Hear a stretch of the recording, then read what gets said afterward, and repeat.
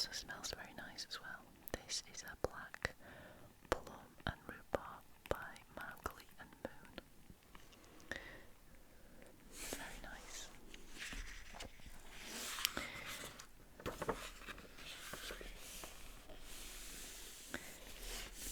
So at the beginning we've got this photograph. Now this is the fire monument in London. You can see it just there.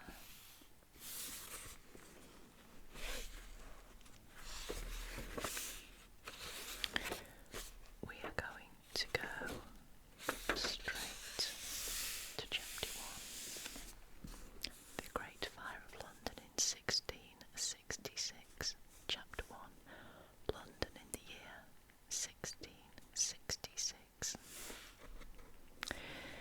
Samuel Pepys, who was living at the time at the Navy Office in Seething Lane near the Tower of London, tells readers of his immortal diary that on Saturday the 1st of September 1666, certain of his maidservants sat up late getting things ready against the feast on the Lord's Day. At 3 in the morning, Jane awakened the household to inform them of a fire seen in the city. So I rose, he writes, and slipped on my nightgown, and went to her window, and thought it to be at the backside of Mark Lane at the farthest, but being unused to such fires as followed, I thought it far enough off, and so went to bed again and to sleep. The great fire begun in Pudding Lane by London Bridge had then less than 2 hours' growth. It seemed nothing. Could Pepys have known that no man would ever again see London as it was at that hour before dawn? Doubtless he would have stayed longer, but he was little concerned by the spectacle of fire with which the populace were unhappily familiar. From the upper window the city had spread out before him, a city of narrow streets and timber-framed houses, massed closely together, losing all separate identity in the mystery of the deep shadows, and against the heavens a silhouette formed of innumerable roof gables, carried upward at 100 points by church spires and towers.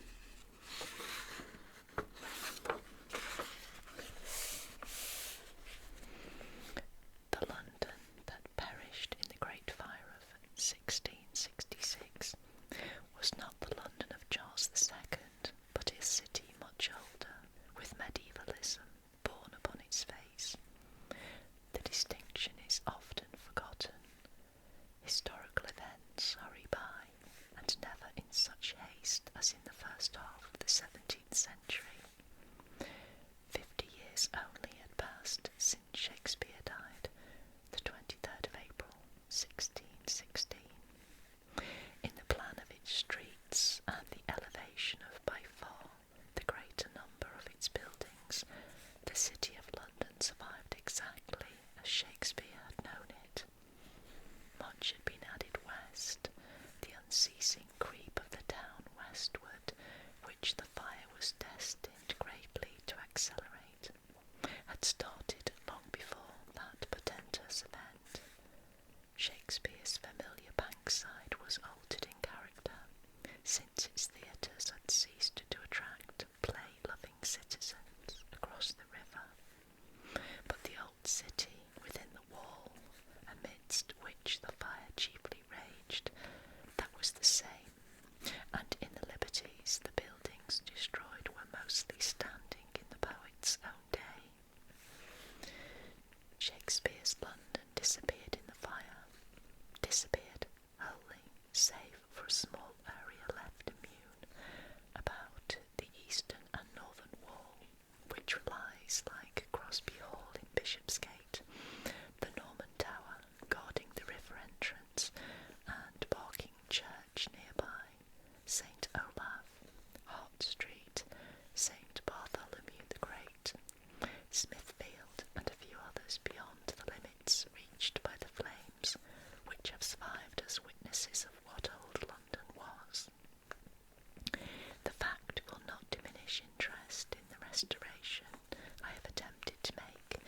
succeeding chapters of the London of 1666. From any tall building, such as the Tower of Gresham's Royal Exchange, an observer might have followed with his eye the complete circuit of the wall. London was still a walled city, to be entered from the Liberties only, the gates. Parts of the medieval wall may be seen above ground today, a bastion being preserved in the churchyard of St. Giles Cripplegate, and there is an open length opposite St. Alphege, London Wall, but the wall in 1666 was high and solid, and in most of its 2 miles length was an upstanding feature, higher than these remains suggest. In one surviving portion near the tower, built into Barber's bonded warehouse, the wall is complete from foundation to rampart and bulwark, rising to a height of 35 feet. Could one again walk the streets so encompassed, much would be seen to remind one of Elizabeth and Henry VIII, much too of Henry VI, and the great era of church building and restoration in the 15th century, but nothing of Charles II, whose return to the throne had been too recent for his age to stamp its individuality upon the ancient city. The Commonwealth had added nothing of permanence to London. The square brick tower of All Hallows Barking, by no means a bad example of this tasteless age, alone comes to mind. Nor had the reign of Charles I, shadowed at the outset by plague and marked by broken fortunes and civil strife, lent encouragement to civic development.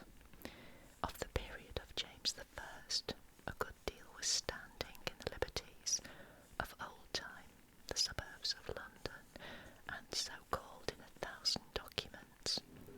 But within the wall, the newest buildings were chiefly Elizabethan, and a great part of the city dated back to times more remote.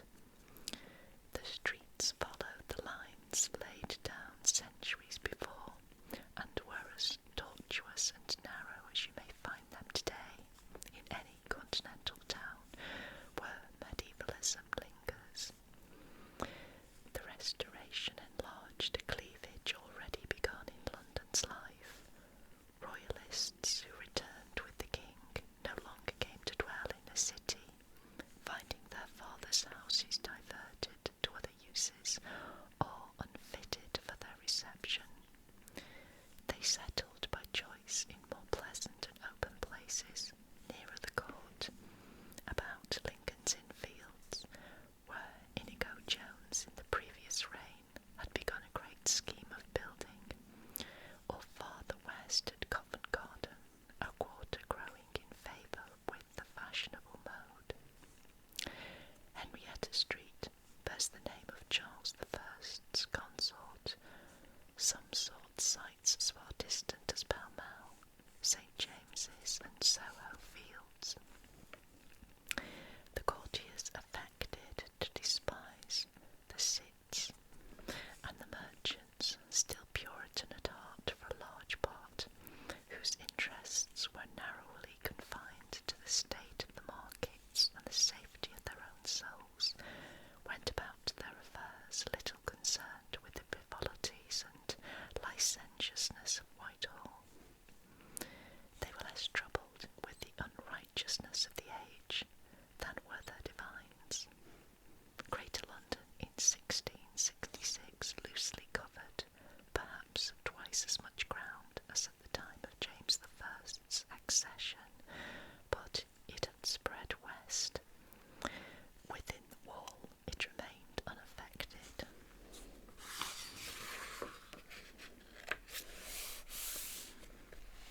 By changing times and modes, an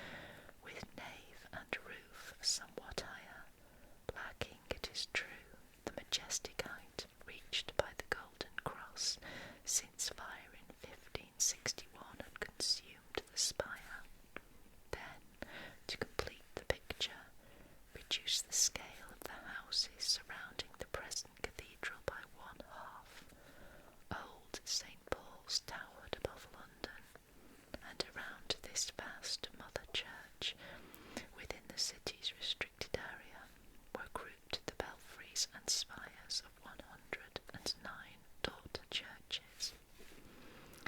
The Dutchman, Wenceslas Holler and Fisher, and the few English etchers whose engravings have faithfully preserved the aspect of London before the Great Fire, loved to picture it from across the river. One sees in their drawings the artist's appreciation of a glorious skyline. 109 parish churches stood where today there are still 47. They made London a city of bell towers and spires. That is the character it bears in every print. The first thing that enforces attention, spires rising from all points into the sky. There is this contrast between the two cities. London in 1666 was a town of low buildings with churches predominant, rising above them. Today, piles of commercial offices, built still higher, have shrunken and concealed the remaining churches. London, at the time of the fire, is perhaps best known from Pepys' gossiping pages. With Pepys you live the city's life over again. He was one of the comparatively few men of affairs who remained a city dweller when the vast majority had gone west. He attempts no description, but nonetheless, surely, the diary fills in what is wanting in the prints, which alone do not satisfy. They show the crowded houses, framed in stout oak and tiled above the gables, but no line on the etched plate suggests that London was then, as it has always been, a great commercial city. It might be empty or asleep. Pepys fills the streets with men and women. Lombard Street and all its swinging signs and groups of merchants are brought to mind when Pepys visits the goldsmith bankers there. Paternoster Row, narrow as today, awakens with life. It is after the plague has died out that Pepys drops into Bennett's, few shops there being yet open, to buy velvet for a coat and camelot for a cloak for himself, or with Lady Sandwich and Mrs. Sanderson moves among the press of fashionable coaches, seeking a petticoat against the Queen's coming for my lady of plain satin. He took his morning draught at any of the 1,000 taverns with which Restoration London abounded, and dined in the city, sometimes indifferently, worshipped at the numerous churches, not always with approval of the sermon, admired Betterton at the Salisbury Court Theatre, Fleet Street, above all actors. His coach, passing through the shambles, knocked 2 pieces of meat into the dirt, and Pepys thought himself fortunate to escape from the quarrelsome butchers at the cost of a shilling. There you realise the crush in Newgate Market. From the boat stairs by the bridge he took oars to Westminster on business or to Vauxhall for his amusement. All this is living London, but there is no trace that the stage scene interested him. Had it done so, we should have had a full view of the city destroyed in the flames. London's restless money-making life was grafted with some incongruity upon a city that was itself the result of the growth of centuries. On every hand were reminders in solid masonry of other times and influences. It was to William, Bishop in the first place, and to Godfrey, Portreeve, only in the second place, that William the Conqueror addressed his charter to London, a slip of parchment bearing but 66 words that is now a precious possession of Guildhall. Medieval London enjoyed a highly organised guild life. Its merchants were its governors, and managed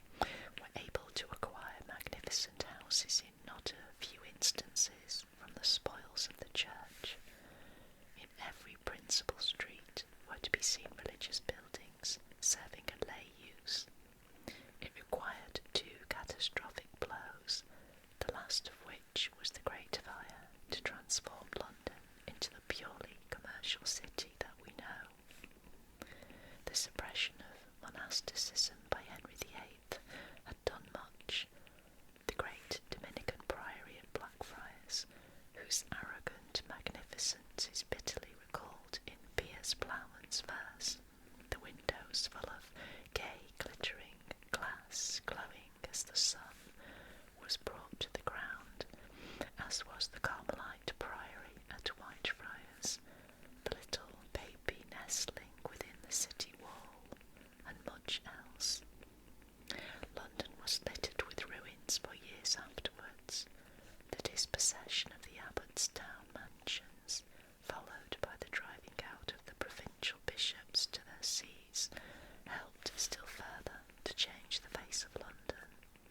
But the wayfarer in 1666 still found at every important crossing a parish church confronting him, often two, sometimes three, monuments of the piety of early citizens, and besides, not all the great convents had entirely disappeared. The house of the Grey Friars in Newgate Street had suffered little harm when, 12 years after the suppression, it was refitted under Edward VI's gift for the education of poor children as Christ's Hospital. Indeed, the cloistered settlement stood practically intact when the fire struck it. Parishioners used the chancel of its church for worship. The vast preaching nave filled a utilitarian purpose as a warehouse, and there the stationers had stored a part of the great accumulation of books that perished in the fire of London. Large parts of the Carthusian monastery, some of great age, survive today. The refectory of Austin Friars served the Pinners Company as their hall. The chapel of Elsing Spittal became the parish church of St. Alphege, London Wall. The church built by the Knights Templars in the 12th and 13th centuries happily stands unharmed, safe, kept by the lawyers. The great fortress of the Tower guarded the river approach, but this and St. Paul's apart, London's public buildings had small distinction. London was not and has never been a magnificent city. Indeed, the poverty of its buildings formed the subject of slighting comment by many travellers accustomed to the artistic splendours of Toledo, of Venice, of Florence and Rome. The ancient Guildhall, the seat of civic government, was hemmed about with houses and hidden from sight, with no approach until Sir Christopher Wren, after the Great Fire, cut out King Street to open it to Cheapside. Access before that time was restricted to Lawrence Lane and Ironmonger Lane, passages so mean and narrow that in neither could two vehicles pass. Leadenhall enjoyed a better sight, as might be expected, for there had stood a Roman building, believed by Sir Lawrence Gall to have been the Forum, stones of which still lie in the soil beneath the market. The Royal Exchange, which Queen Elizabeth, in compliment to the donor, Sir Thomas Gresham, had so named in person, was a worthy ornament of the city. Blackwell Hall, the city's cloth market, and the Custom House, dating from Elizabeth's reign, are but little known from the writings of contemporaries, who probably found little in them worthy of record. Large mansions of noblemen, replacing the ecclesiastics, remained along the Strand, extending west with the river frontage to their gardens. There were, besides, considerable numbers to be found within the city, built by nobles or wealthy merchant adventurers, but Aldersgate Street, where Petra House, Thanet House, Lauderdale House, and others were situated, almost alone remained a place of city residence of the old noble families. Many large mansions, after years of neglect, had been divided into tenements, and thus helped to house London's population. But for others, both lay and religious, a kindlier fate had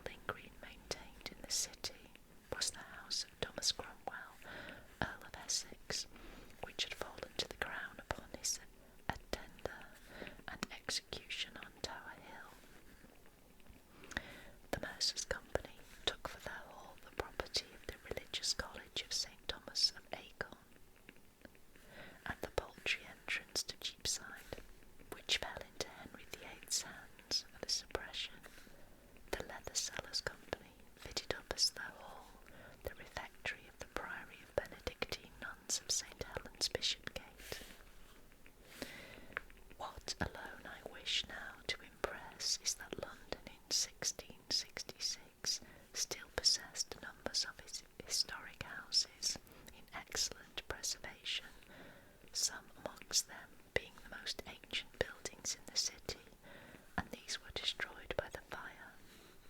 Actually, only 3 companies' halls had the water frontage, but a majority lay near the Thames side or else were clustered about Guildhall. The picturesqueness of the old city, which the flames devastated, consuming 13,200 houses, must not dull our sense to the fact that much of it was mean and squalid. Its tortuous ways, dark and evil-smelling, and constant obstructions to the slow-moving traffic, provoked the satire of Sir William Davenant a few years before the fire. "Sure," says he, "your ancestors contrived your narrow streets in the days of wheelbarrows, before those greater engines, carts, were invented. The stranger in London, in haste to be gone, found it unsafe to use the new public hackney coaches, till the quarrel be decided whether 6 of your nobles, sitting together, shall stop and give way to as many barrels of beer." London had always been crowded. Restoration London was densely overcrowded, even after the plague had reduced the numbers. The wars being ended and the armies disbanded, old soldiers came to the metropolis to set up trades, their families with them. With the monarchy again firmly established, a large train of people followed the return of the court, attending it to obtain rewards for services, preferments, and the like. There was a new era of reckless extravagance, unknown in the dour days of the Commonwealth. Luxury and fashion again ran riot, and to minister to the wants of the time, tradesmen in hundreds came to settle in business and take their profits out of the money now freely circulating. The Royal Exchange shops had become the city's bazaar for rare goods brought from every quarter of the world. They were never before so busy. Defoe, who was 6 years of age when the Great Plague broke out in 1665, and had some knowledge, computed that there were then in London about 100,000 more people than ever it had held before. Okay, I'm going to leave it there, and we shall continue with this chapter in another video. Thank you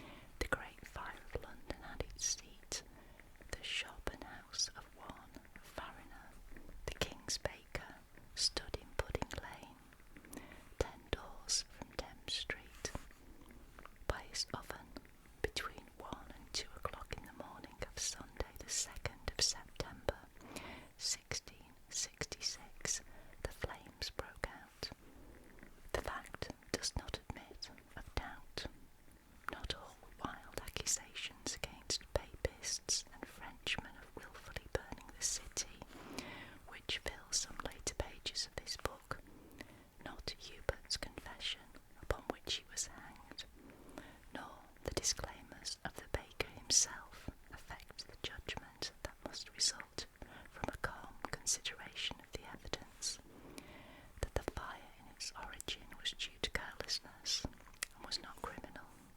Fariner, his day's trading done, had gone to bed, leaving his providence with his slippers, as the writer above quoted has said. Okay, just going to grab a bit more coffee.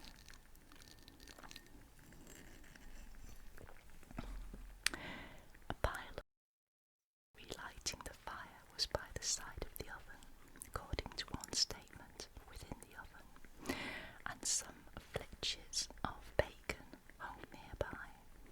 But the baker took oath that he had drawn the oven at 10 o'clock overnight. Then, having occasion to light a candle about 12, there was not fire enough in the bakehouse to kindle a match, so he had to go into another place for that purpose. Asked whether there was no window or door that might have let in wind to fan the embers, he affirmed that was impossible. It was fixed in his mind that his house was wilfully fired. Famous man was awakened by a choking sensation shortly before 2 o'clock, and found the house full of smoke. He roused the family. The baker looked out, and afterwards he declared that the stack of bavins, brushwood for bakers' ovens, in his yard was not then alight, and the crackling of fire already heard was far remote from the chimney and oven. With his wife and daughter he escaped through a garret window, and by means of a roof gutter reached a neighbouring house, so all three saved their lives. His man followed, but his maidservant, not adventuring as they had done, remained behind. Left beyond reach of help, she was the first victim of the Great Fire of London. The fire at the outset progressed slowly. An eyewitness has left on record that he watched Fariner's house burning above an hour before any other was attacked. A neighbour next door was able to get out all his goods before his house was consumed. Opposite, on Fish Street Hill, stood the Star Inn, a traveller's resort that was rebuilt after the Great Fire of London and survived more than a century later. Its yard and outbuildings were stored with hay and other combustibles. These became ignited by scattered sparks, and thereafter the galleried inn caught fire. To those few immediate neighbours who first hurried out to render help, the noisy creaking of the house signs and the wind whistling among the gable roofs must have been ominous sounds. St. Margaret Fish Street Hill was first of the churches to be attacked. Then the flames, much augmented, crossed the street, and laying hold of the timber-built houses, dry as a chip after a hot summer's long drought, burnt in parallel lines down Pudding Lane and Fish Street Hill towards the River Quays. The night had the darkness that comes before dawn,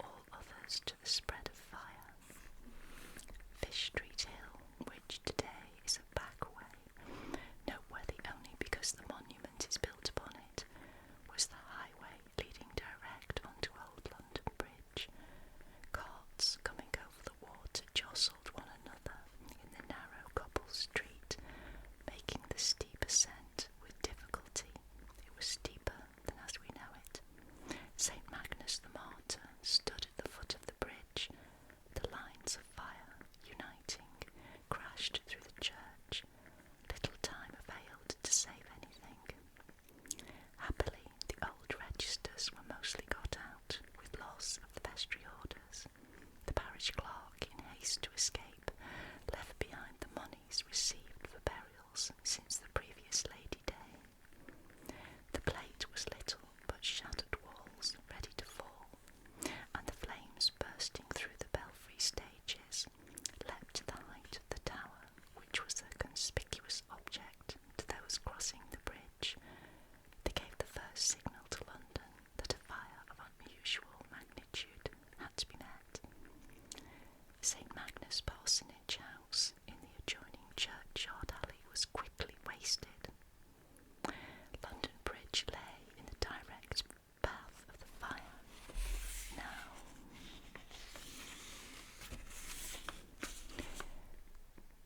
seething and crackling about its approaches, old London Bridge had been completed when King John sat on the English throne, and even more than the Conqueror's White Tower gave an aspect of antiquity to the city about to be destroyed, which was so much older than Charles II and his age. Its long line, low upon the water, was supported by 19 stone arches and piers. The starlings built up from the riverbed made a bad obstruction to the tide, surging down to the sea in actual rapids between them. Narrow as was the way left for horse and foot passengers on the bridge, where for the greater length only 12 feet divided opposite houses, there did not remain sufficient space for the shops and buildings crowded together on both sides. Most of these consequently projected above the river, the backs upheld by timber struts. Over this bridge, picturesque in its medievalism, King Charles had passed, riding between his brothers, the Dukes of York and Gloucester, on his triumphant return to his capital on the afternoon of the 29th of May, 1660, with banners waving, people cheering, and a blare of trumpets. 300 citizens assembled there in cloth of silver doublets, and 1,300 more in velvet, heralds and maids in splendour habits, the monarch preceded by Sir Thomas Allen, the Lord Mayor, the city mace, and marshal and sheriffs and aldermen giving him attendance. Okay, let me have a bit more coffee. And let's go back slightly and see what this is. Okay, so this looks like a map.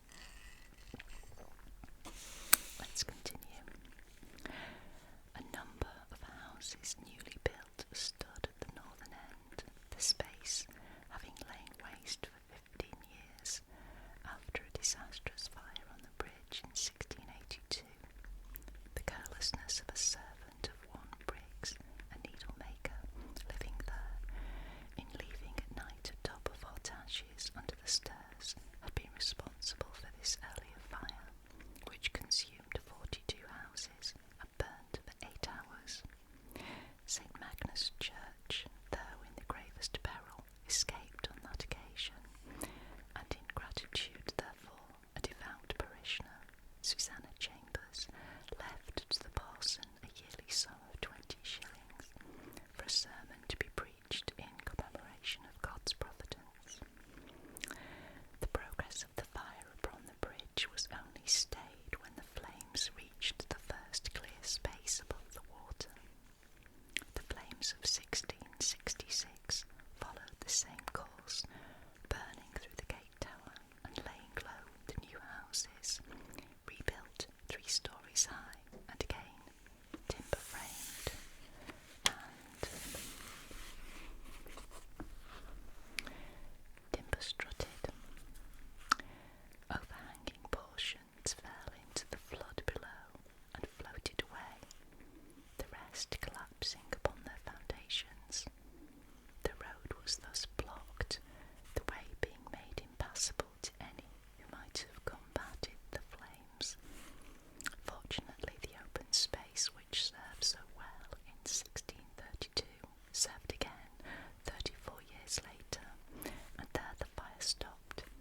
Sparks blown from the debris set alight a stable in Horseshoe Alley, Southwark.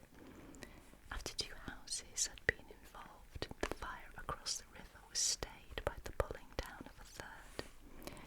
No life was lost on the bridge, but if Walpole is right, the world lost a Holbein picture.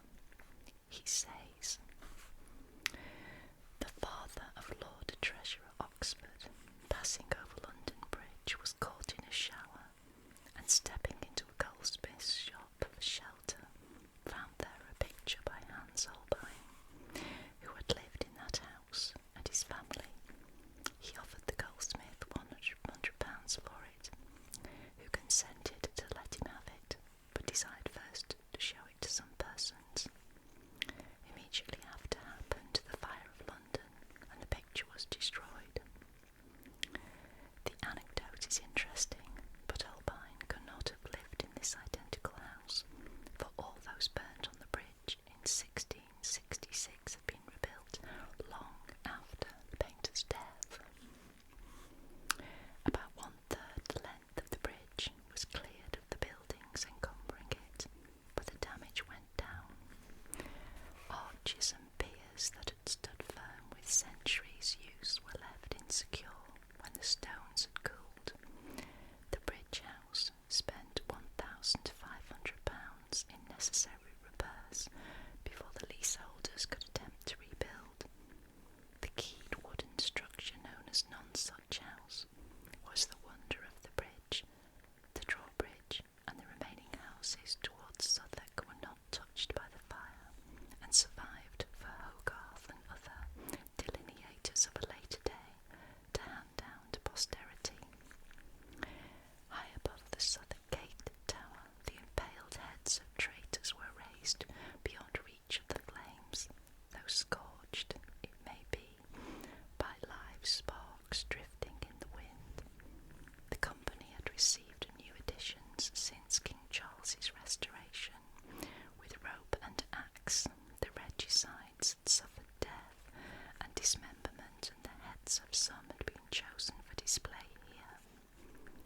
Dryden, in his picture of the fire, in the Annus Mirabilis, recalls these grisly onlookers of the scene. The ghosts of traitors from the bridge descend, with bold fanatic spectres to rejoice. About the fire into a dance they bend, and sing their Sabbath notes with feeble voice.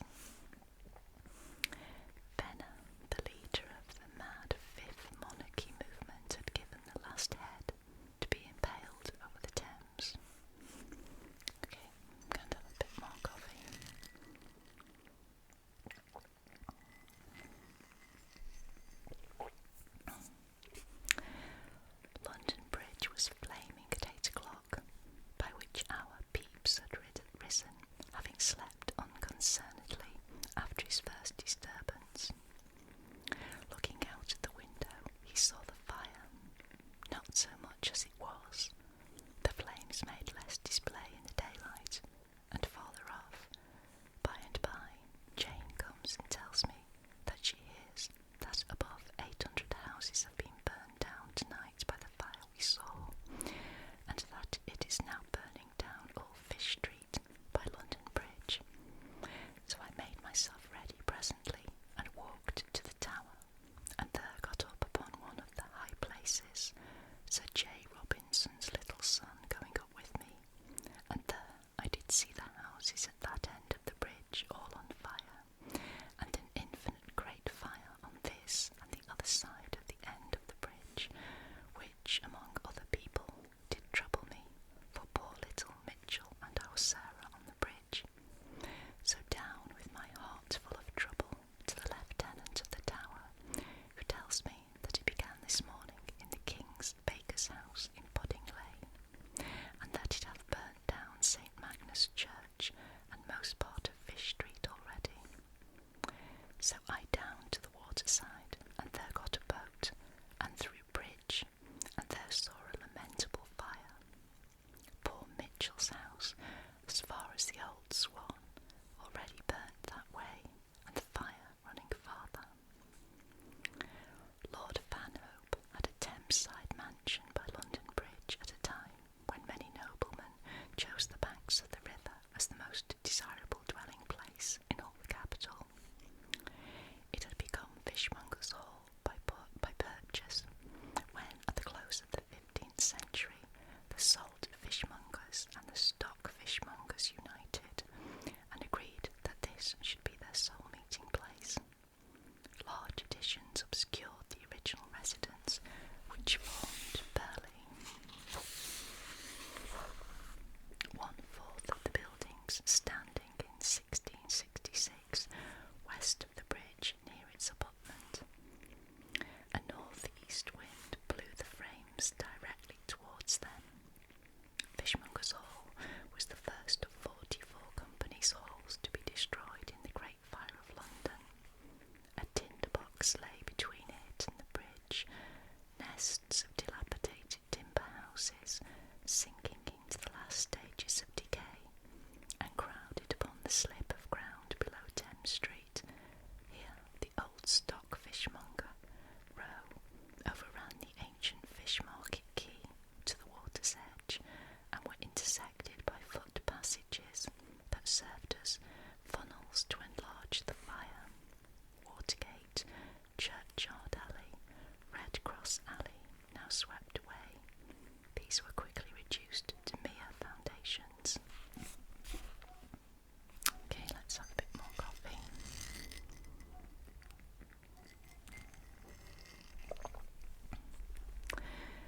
The flames set alight the high roof and lantern of the hall proper, built at the back of an open quadrangle and burnt down to the ground. A sorry spectacle it made amid the ruins. The stone frontage by the river fared better. Holler's drawing after the fire shows the shell still standing with a lofty tower and stairway at the western end, and a high arched gateway that gave access to the small riverside terrace. The wings perished with the hall. Apparently few, if any, of the company's movable possessions were saved. At least nothing survives today, neither records nor plate, that can with certainty be dated anterior to the fire. They have what is said to be the identical dagger with which Lord Mayor Walworth himself, a fishmonger, slew Wat Tyler, an ugly weapon with a twisted steel guard,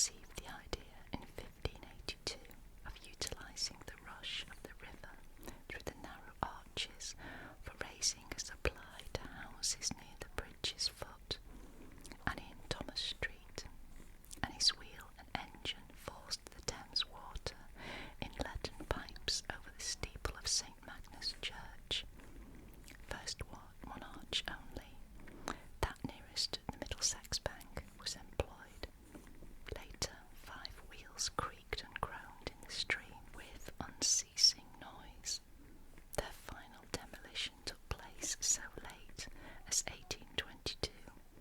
The water was forced as far as Grace Church Street and ultimately to higher ground at Letton Hall, whence it was distributed.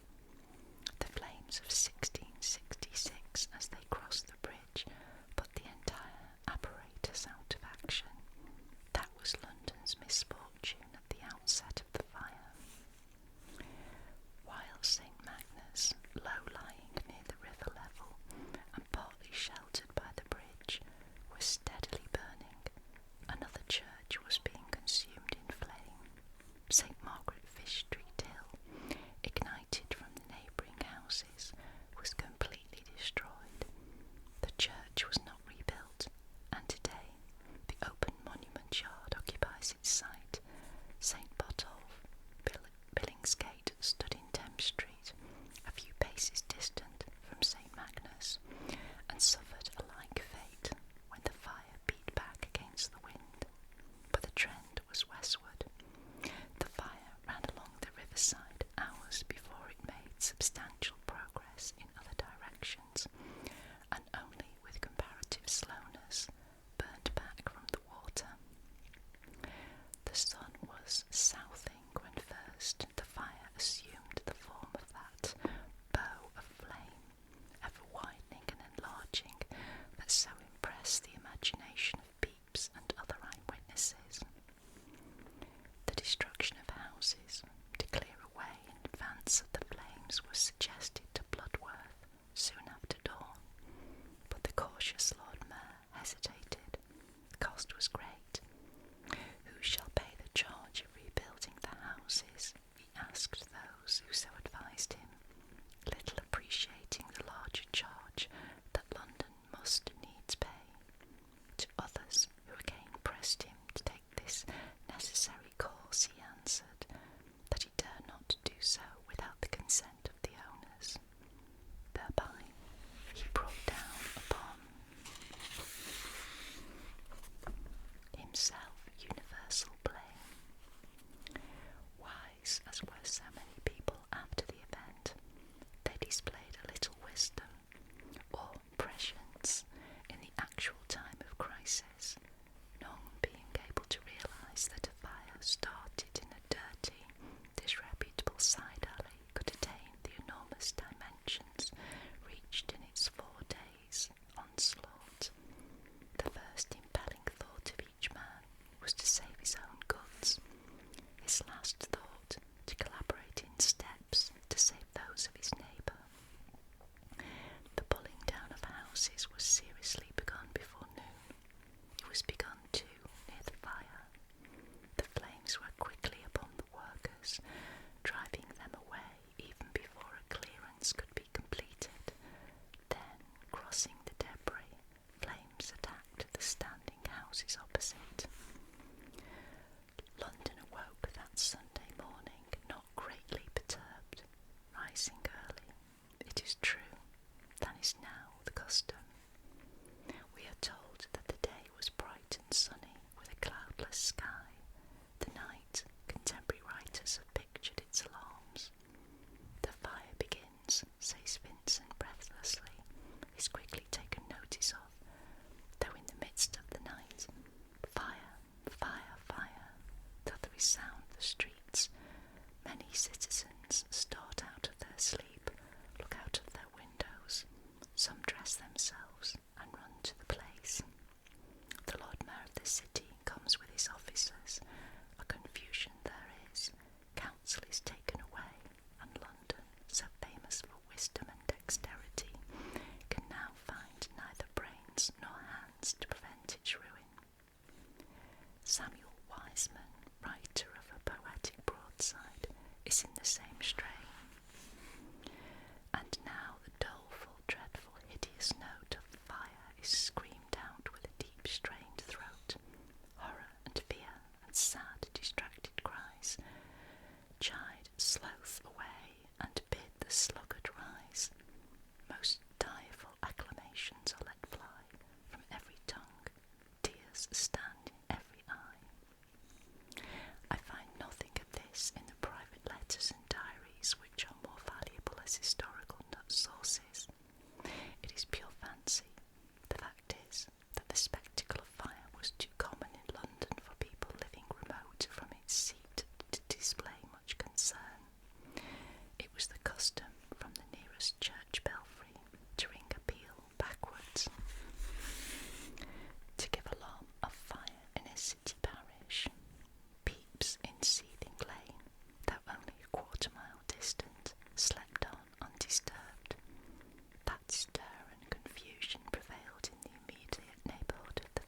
Times is no doubt true, it is equally true, and more worthy of note, that the larger area of London had no sense of its peril until the forenoon was far advanced. The churches filled with their usual congregations, the court at Whitehall knew little of the fire's extent till Pepys, hot-footed, arrived about 11 o'clock, where people came about me, and I did give them an account dismayed them all. He was admitted to immediate audience of the king, and returned to the city with the first instructions to the Lord Mayor to spare no houses, but pull down, and before the fire, every way. Okay, a bit more coffee.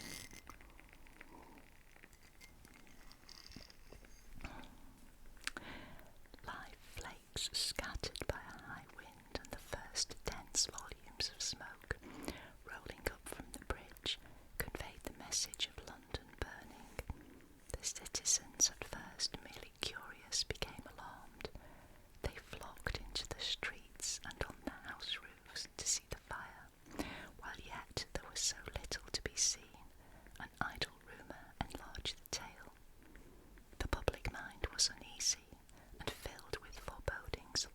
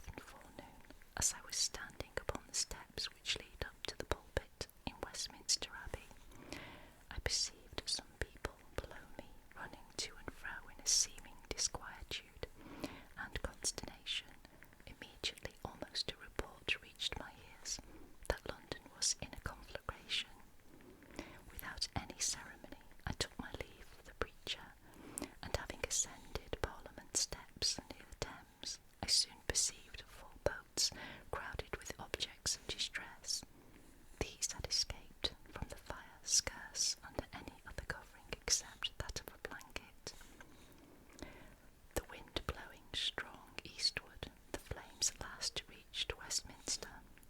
I myself saw great flakes carried up into the air at least 3 furlongs, these at last pitching upon and uniting themselves to various dry substances, set on fire houses very remote from each other in point of situation.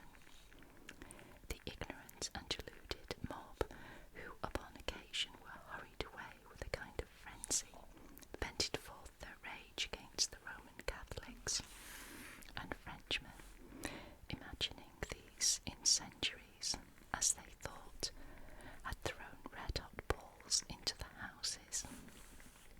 A blacksmith in my presence, meeting an innocent Frenchman walking along the street, felled him instantly to the ground with an iron bar. I could not help seeing the innocent blood of this exotic flow in a plentiful stream down to his ankles. In another place I saw the incensed populace divesting a French painter of all the goods he had in his shop, and after having helped him off with many other things, levelling his house to the ground under this pretence, namely, that they thought himself was desirous of setting his own house on fire, that the conflagration might become more general.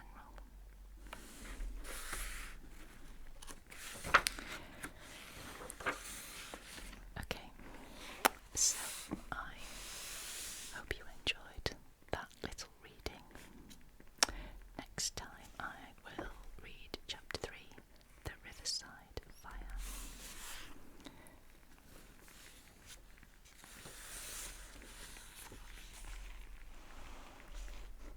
This has been Kate at the Library Whispers, saying I shall see you very, very soon. Bye-bye for now. Bye-bye. Hello everybody, this is Kate at the Library of Whispers, and today I'm going to read the next part of this vintage book, all about the Great Fire of London in 1666. It's by W.G. Bell. Here is my bookmark.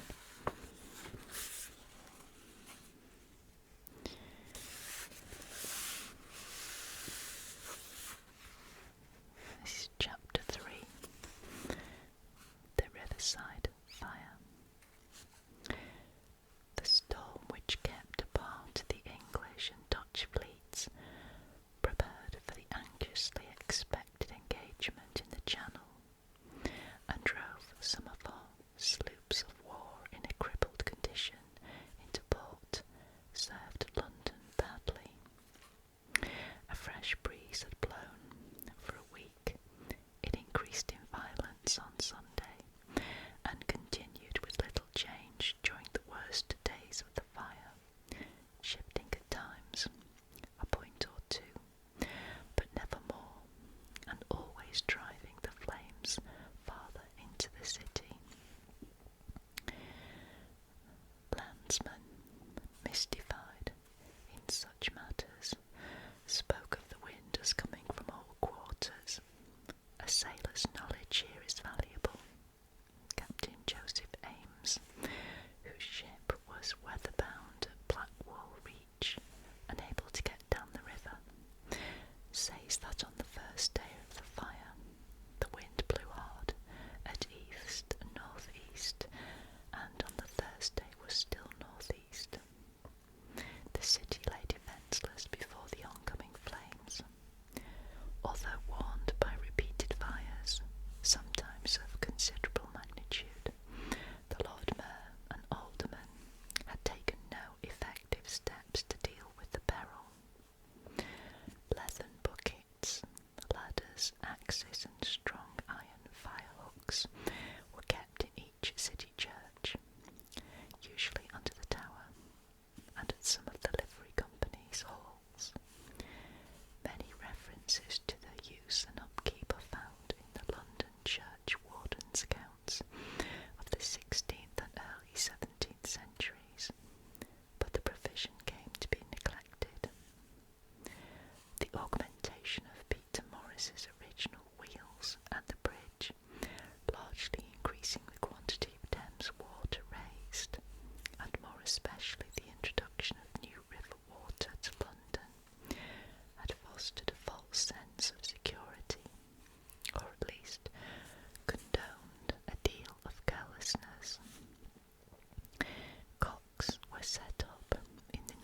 service pipes, where they entered each separate ward, to be used in case of fire in place of cutting the wooden pipes, which hitherto had been the practice on such occasions. But there was no system of street fire plugs. There had been invented by Horch of Nuremberg in 1651 an engine for throwing repeated jets of water, but such an appliance was wholly unknown in England at the time of the Great Fire of London. So here is a picture. This is a print of 1613 from the burning of Tiverton in the Bodleian Library in Oxford.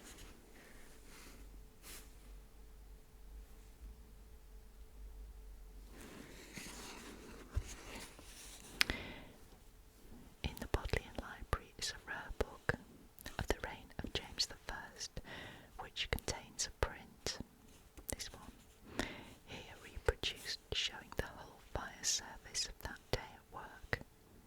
A fire broke out at Tiverton, Devon, in 1612, which destroyed the greater part of the ancient city, and this is a picture of Tiverton burning. The fire hooks, here seen in use, were fixed to poles, often 20 feet or 30 feet in length.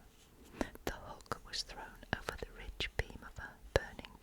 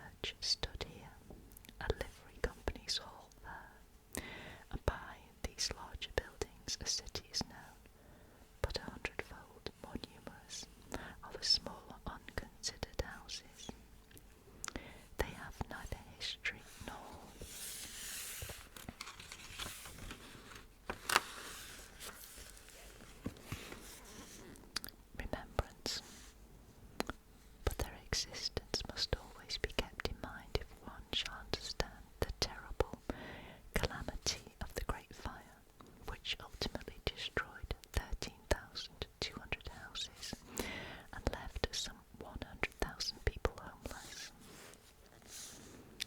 Little of that picturesque old London which so fills the imagination was to be found by the waterside.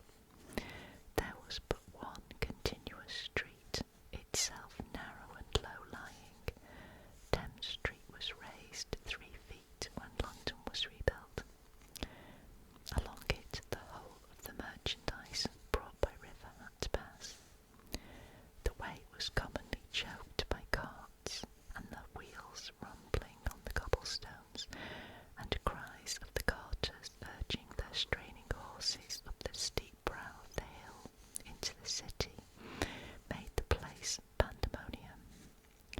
On the level extending out to the river's edge, where devious alleys guided the pedestrians' footsteps to the Thames, every available inch of surface was covered by the squalid buildings, mostly weather-boarded and coated with pitch, and preserving no order or plan.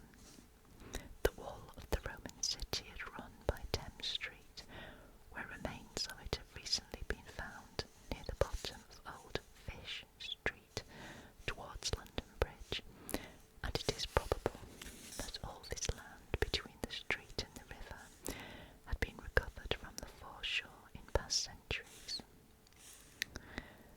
The waterside quarter was a sort of underworld of the city that rose beyond. The people, of less consequence than the goods they handled, secured a lodging begrudged to them only where space could not be more profitably utilised. To many of them, as the fire pressed back, the broad river flowing by was the one safe refuge.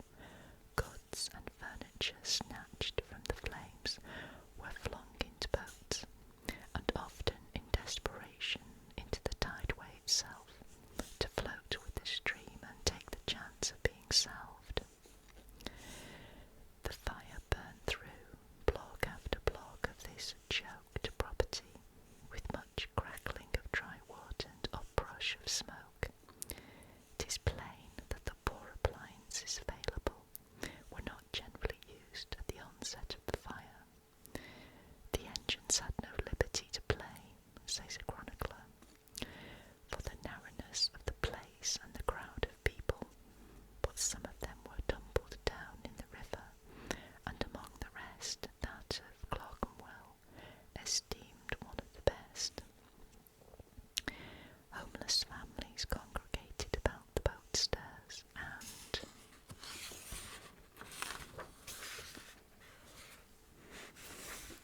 wharves, frightened by the magnitude of the fire, looking aimlessly at the destruction, till the advancing flames drove them away. Such authority for control as existed was vested in the Lord Mayor, who displayed neither the initiative nor strength of will that the occasion urgently demanded. Pepys gives a most valuable account of the first day's progress of the fire, till, cursed for his bags of gold, his wines and his Parmesan cheese monopolised so large a part of his attention and of his diary. The picture he draws is of helpless confusion, everybody endeavouring to remove their goods and flinging into the river or bringing them into lighters that lay off. Poor people staying in their houses as long as till the very fire touched them, and then running into boats, or clambering from one pair of stairs by the waterside to another. Having stayed and in an hour's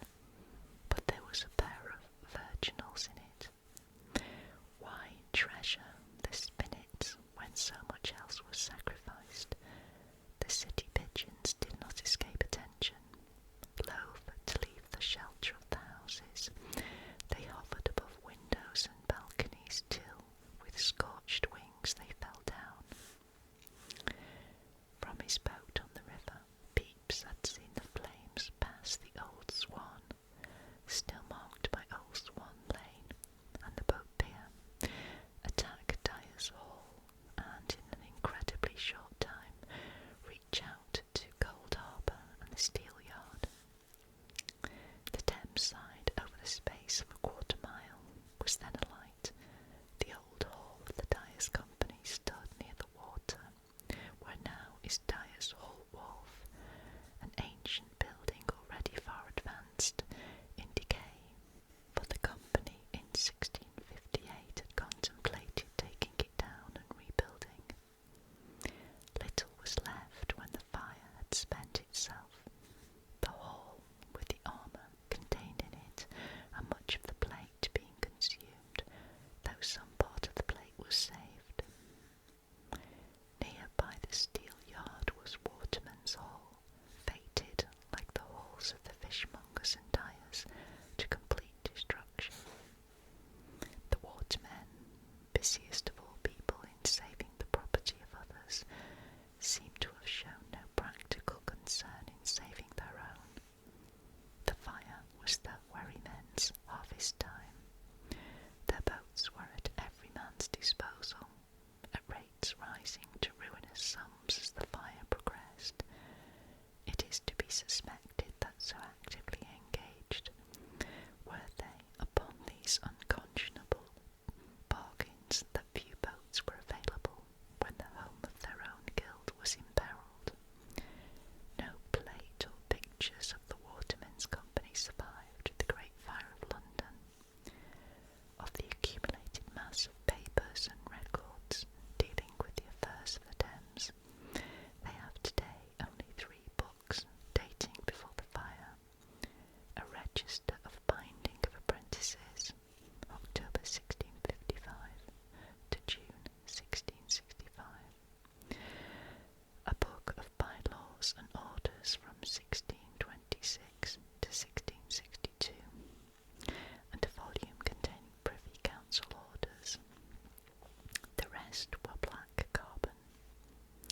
Of all the buildings that stood intact after the fire, nothing save the stone gateway giving access to the Thames. The hall faced the river and had belonged in 1600 to Earl Gilbert, who destroyed the western part of the ancient building. What remained was in use by the Waterman's Company in 1647, and probably many years before, though no date is known.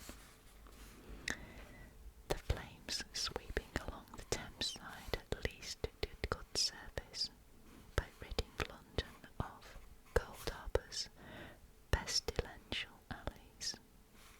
This, till its dissolution half a century before the fire, had been one of the smaller sanctuaries where debtors and vagabonds herded together in a nest of foul tenements erected by the Earl of Shrewsbury when he pulled down the historic house known as Cold Harbour.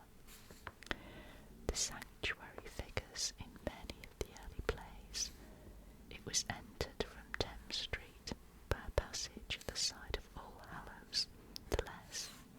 That church was itself completely destroyed, and the site is marked today by its fragment of God's Acre. The larger All Hallows, the Mall, stood but a few paces distant, an important church with 3 aisles and tower, and chapels of St. Catherine and St. Barbara and Lady Chapel. This had been one of the first London churches to set up the King's Arms on its walls in 1660, when Monk and Montague, plotting the restoration, were yet undecided. It was so shattered by the intense heat that part of the roofless shell was afterwards blown down by wind. The end of the fabric had to be pulled down to avoid peril of life.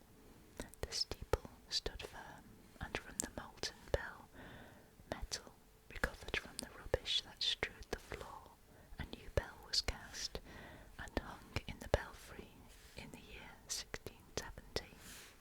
All Hallows the Moor had a cloister towards the river already, foully defaced and ruinated. In Stow's time it walks surrounded by a graveyard. The possession of a cloister so entirely unexpected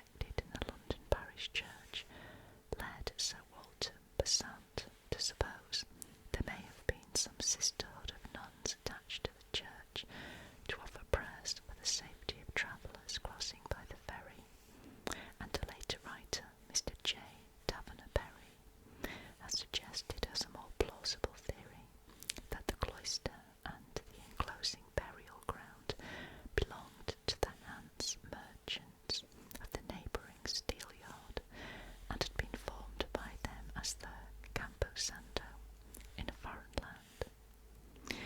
It has been treated as unique, which it was not, for there were cloisters of various other city churches.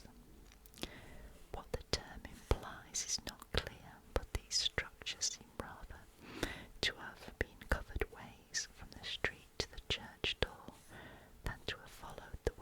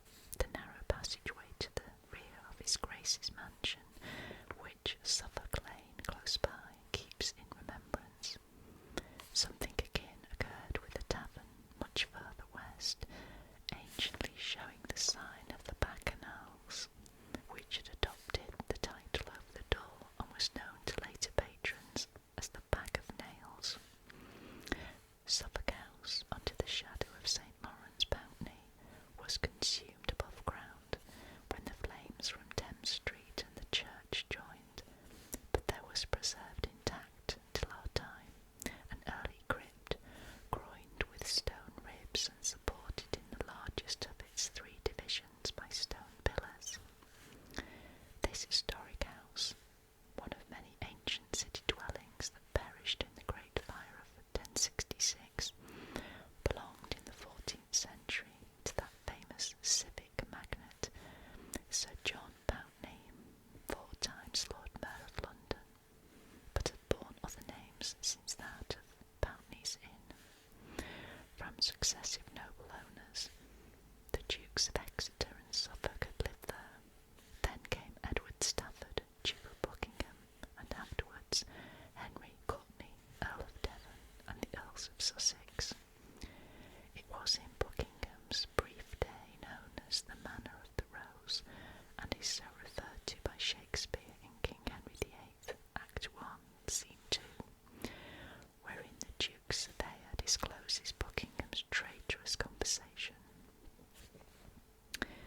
Not long before your Highness sped to France, the Duke being at the Rose, within the parish, St. Lawrence, Pountney, did of me demand what was the speech among the Londoners concerning the French journey. The Merchant Taylors' Company had acquired the larger part of the property by purchase from the Earl of Sussex in 1561, and in the buildings established their famous grammar school. It was completely burned out. John Goad, the schoolmaster, at personal risk saved a portion of the library, and 18 months later collected some of his scholars in a parish room by St. Andrew under Shaft, as the new school buildings rose slowly. Hector Ford, the head usher, taught in the vestry house of St. Catherine, Cree, which escaped the fire, undertaking to provide a partition to prevent the boys running about the church. The city was all astir. Hasty summons had gone out to assemble the trained bands. They tramped to the fire under command of their officers, and were posted at their several stations, watching at every quarter, says Vincent, for outlandish men, because of the general fears and jealousies and rumours that fireballs were thrown into the houses by several of them, to help on and provoke the too furious flames. The king sent in his guards. The Duke of York bade Pepys tell the Lord Mayor that he should have more soldiers he might require, and so, adds the diarist, did my Lord Arlington afterwards, as a great secret. A spectator found a party of 40 horse of the Life Guards drawn up in Cornhill, and touring around the edge of the fire, met some companies of the king's regiments and of the trained bands marching into the city. In Cannon Street his further progress was stopped by the obstruction of goods and carts with which it was filled. Here, he adds, we met my Lord Mayor on horseback, with a few attendants, looking like one frightened out of his wits. In Cannon Street, not yet reached by the fire, Pepys first met the Lord Mayor when he returned from Whitehall with the king's orders. His account of that bewildered official is not more flattering. At last, met my Lord Mayor in Canning Street, like a man spent, with a handkerchief about his neck. To the king's message he cried, like a fainting woman, Lord, what can I do? I am spent. People will not obey me. I have been pulling down houses, but the fire overtakes us.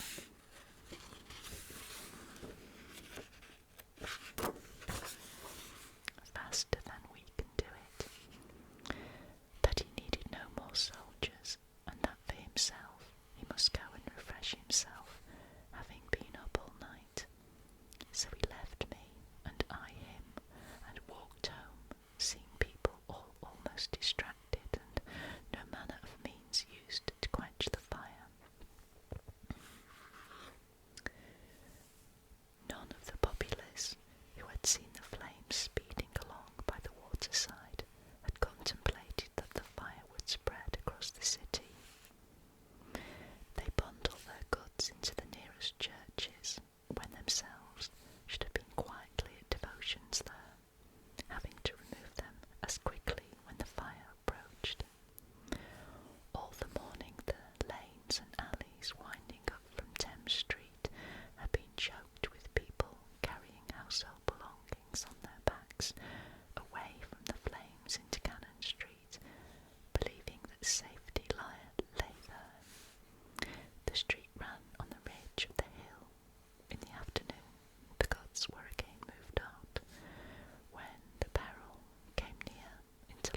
Broad Street and farther, says Pepys.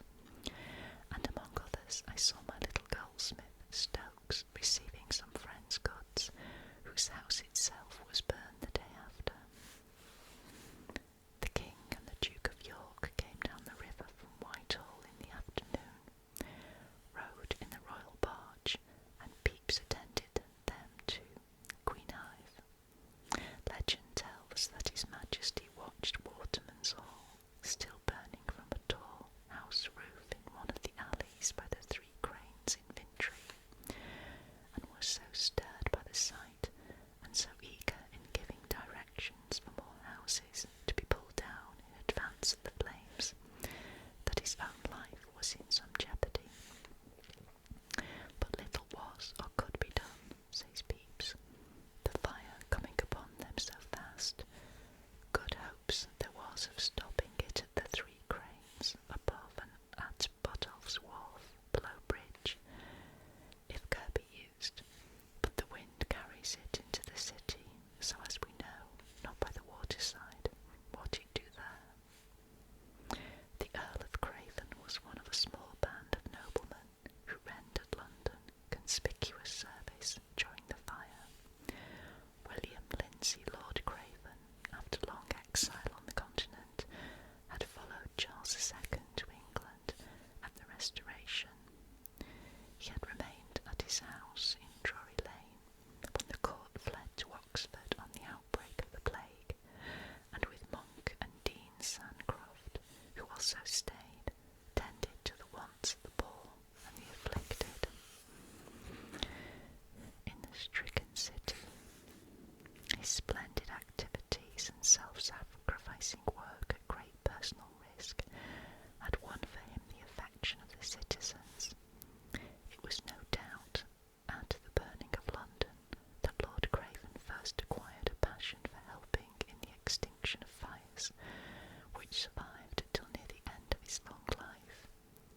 There is a well-known anecdote that his horse knew the smell of a fire at a great distance, and was accustomed immediately to gallop off with him to the spot. Lord Craven, when the King and the Duke of York returned to Whitehall, was left with a royal command to assist the Lord Mayor and magistrates, and their official concern for the fire seems to have ceased for the day. I searched the state papers in vain for any indication of orders given on Sunday for organised action. They were plentiful enough on the following day. The catastrophe, so suddenly descending upon the capital, stupefied the authorities. Falling to upon a Sunday, it found the ordinary machinery of government dislocated. The mayor and aldermen, their authority stiffened by a few soldiers, were left to muddle through as best they might with quite inadequate support. Confusion was everywhere, and at times a shiver passed through the ranks of bewildered men and women, running hither and thither in the city streets as new rumours spread, causing needless alarm of attack by French or Dutch. The fires on Fish Street Hill and St. Lawrence Pountney, for the time separate, burned towards one another, and before they joined, involved two additional churches in the common ruin. Only one short bend of Crooked Lane has survived the changes made last century, when the approaches to the new London Bridge were laid out. In this lane stood one of London's most ancient houses, the Leaden Porch, which had belonged to Sir John Merston when Edward VI ascended the throne, and when the Great Fire destroyed it was a tavern, with the sign of the Swan. St. Michael Crooked Lane, with its churchyard in 1666, stood out where now is the centre of the road over which the heavy drays thunder onto the bridge. This was the third church that had occupied the site, a long building, flat-roofed, with embattled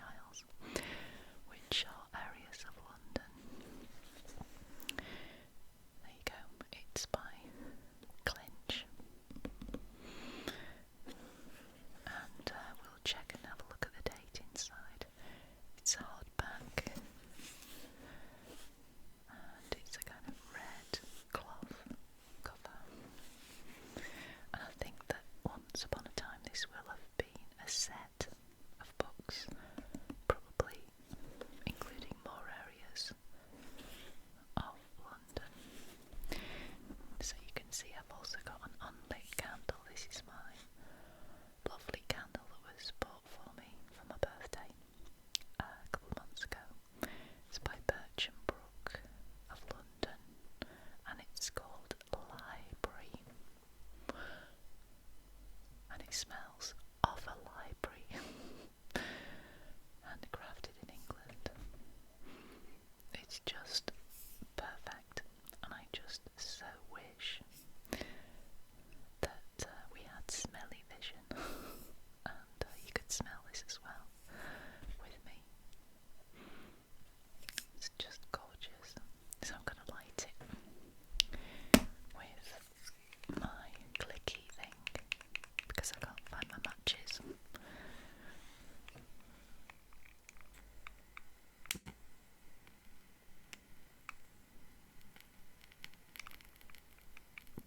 There we go.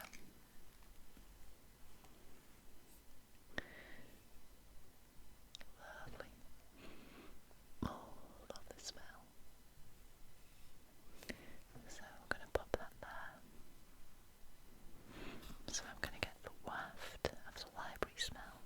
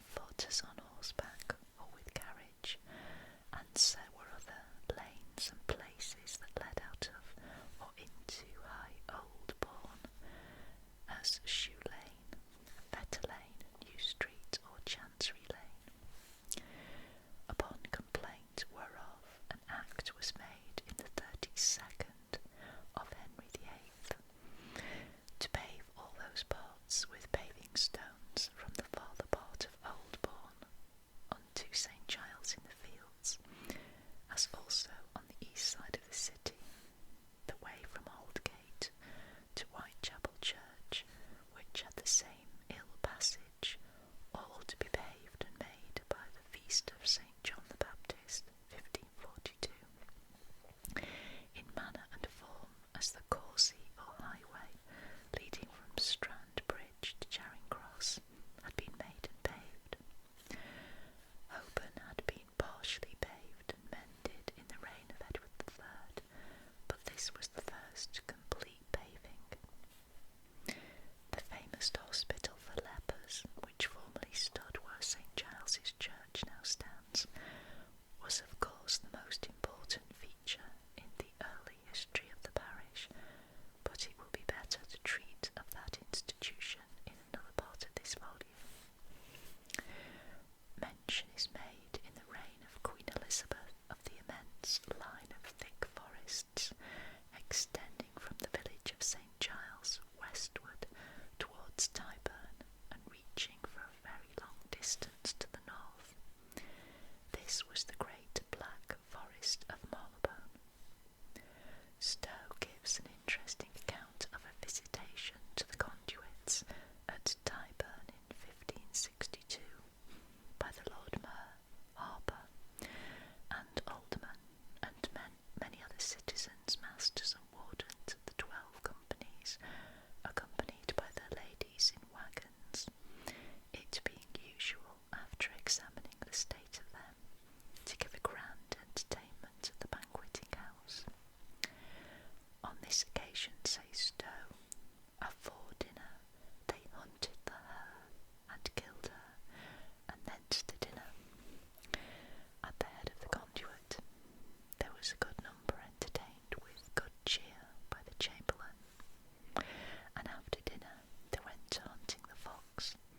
There was a great cry for a mile, and at length the hounds killed him at the end of St. Giles, great hallowing at his death, and blowing of horns, etc. This account is sufficient to show the rural character of the neighbourhood all around St. Giles at that time.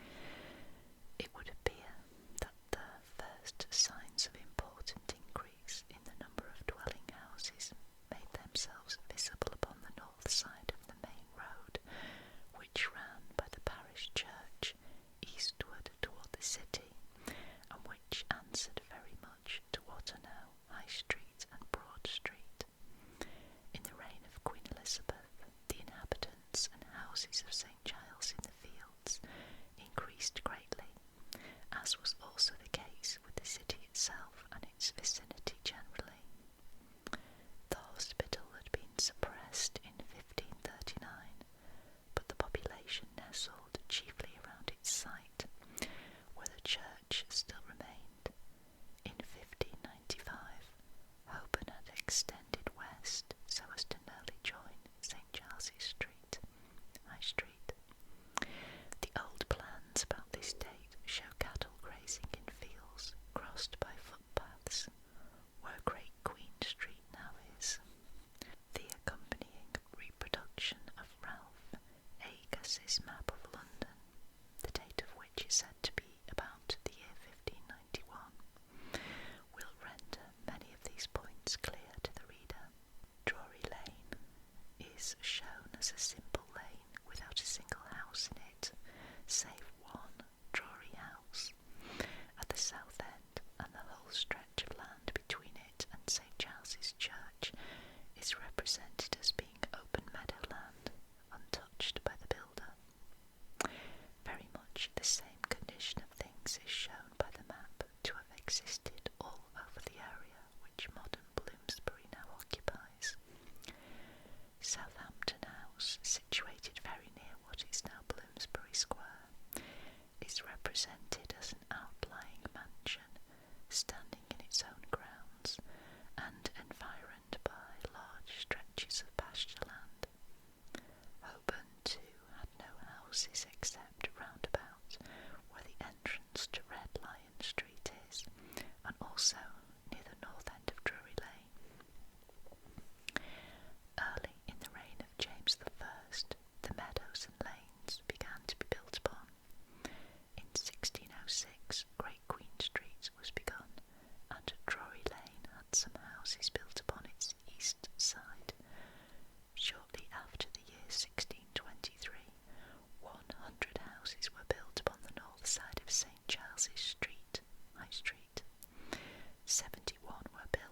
south side of Holborn, 56 were built on the west side of Drury Lane.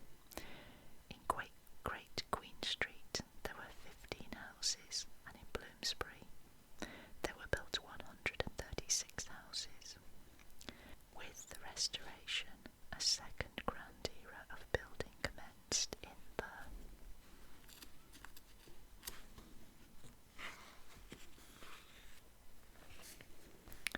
parish of St Giles.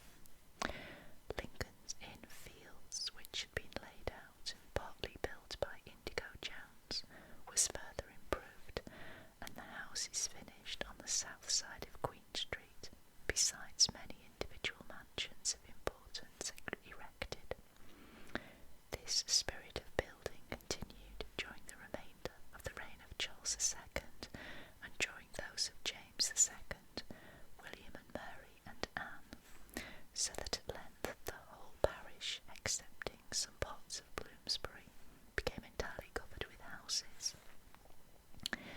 The writer of A New View of London, a curious work, published in the year 1708, mentions that the parish of St Giles then contained about 3,000 houses. The enumerated population of the united parishes of St Giles and St George of Bloomsbury, according to the census returns of 1881, was 45,382. The Lepers Hospital.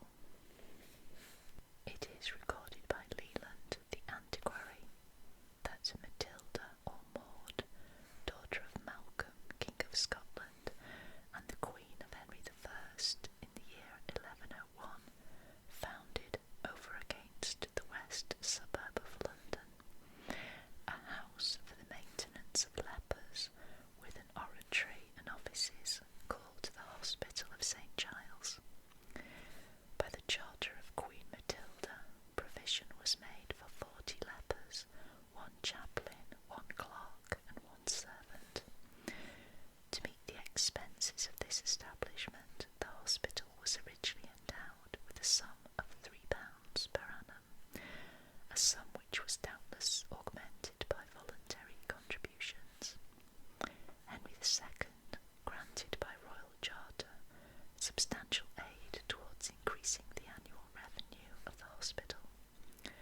During the reigns of Richard I and John the Benevolent, of private individuals, endowed the hospital with many gifts of land and houses, rent charges, etc., most of them lying in the city of London and surrounding parishes. The same liberality on the part of private persons continued during the reigns of Henry III, Edward I, Edward II, and Edward III, and there are extant several charters from these kings, confirming previous grants and augmenting them in various ways. It would appear that abuses of this excellent charity were soon practised, for during the time of Edward II, persons were introduced into the hospital as residents who had no claim on the score of disease or otherwise, but were merely placed there through influence. St Giles's Hospital, although intended for the maintenance of poor lepers, was made a sort of asylum for decayed domestics of the court. Not only was this an injustice towards those whom the foundress of the hospital intended to benefit, but great danger to those who enjoyed sound health arose from mixing with the poor diseased inmates. Edward II, for these reasons, issued a charter which forbade the quartering of old court servants upon the hospital, without licence first obtained from the master and brethren. The ground upon which the hospital stood was originally crown land, and was given, together with the manor of St Giles, by the royal foundress Queen Matilda.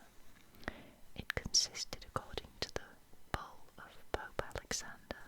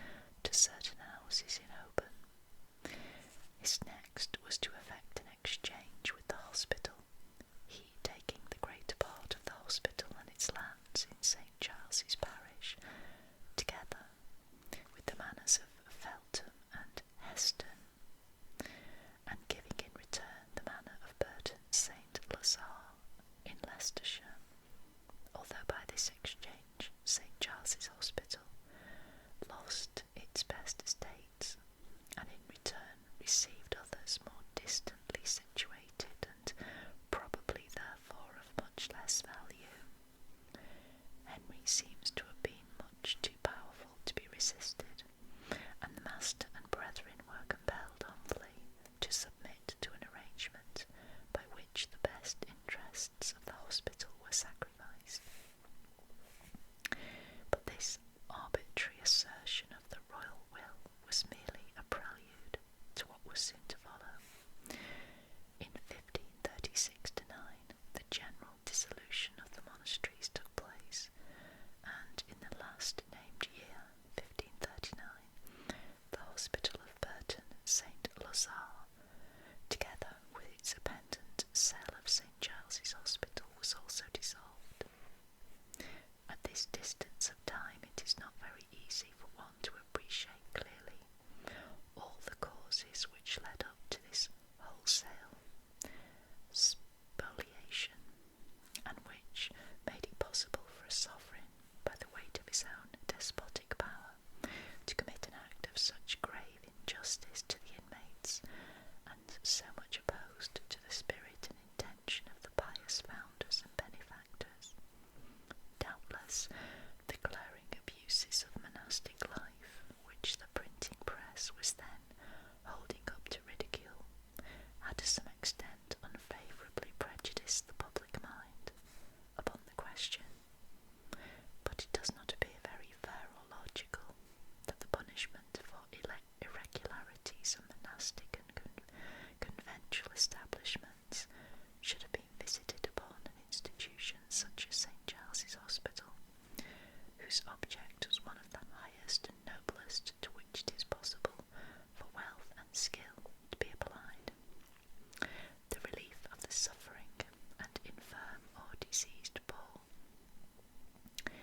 Henry's stern measure aimed a carefully directed blow, which was calculated not only to punish and reform abuses, but also to scatter riches and possessions which had been accumulated and bestowed in many cases by a pious and well-meaning ancestry. The blow was struck by a hand which was not slow to grasp any object which fancy desired or avarice coveted. Then of course we've got this lovely picture that we had a look at before.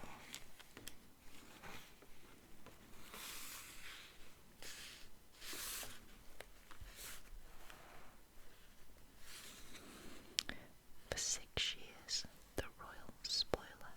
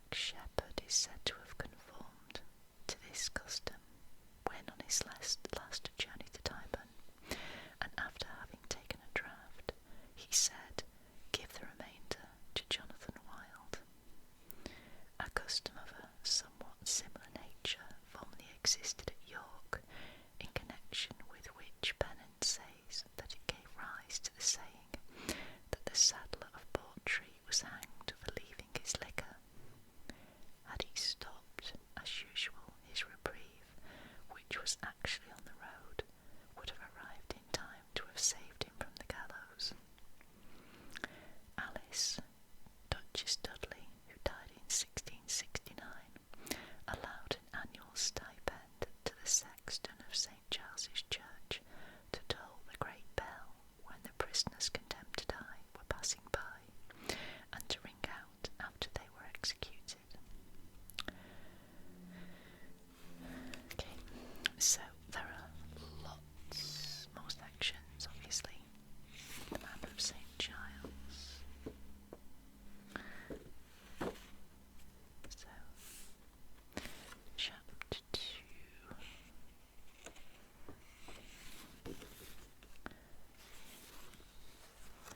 Another picture here. Let's have a look at this one.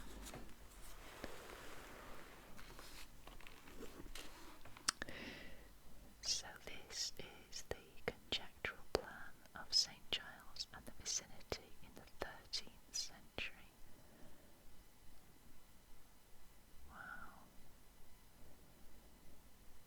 From Barton's History of St. Giles Hospital.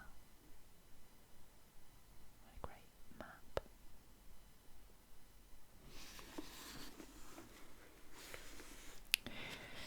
Now, if you would like me to do a bit more reading from this really lovely book, then please let me know. Oh, we can do that. Let's have a look at this before I end. So this is Broad Street, St. Giles, about 1830. There's St. Giles Church in the background.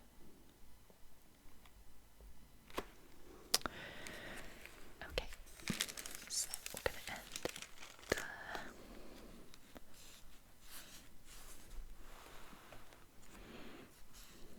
And I really hope that you enjoyed my video and that reading. This has been Kate at the Library of Whispers saying, I shall see you very, very soon. Bye bye for now.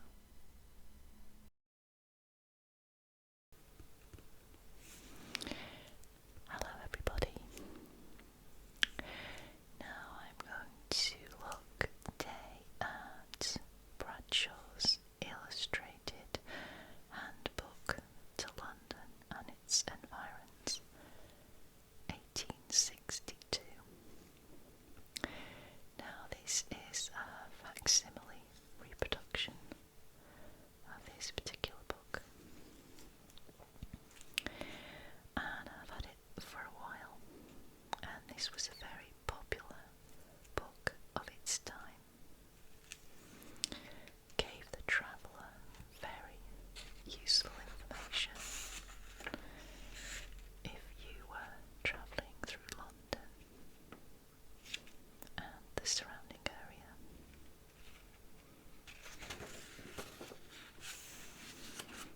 So it tells you here who George Bradshaw was. There are his dates.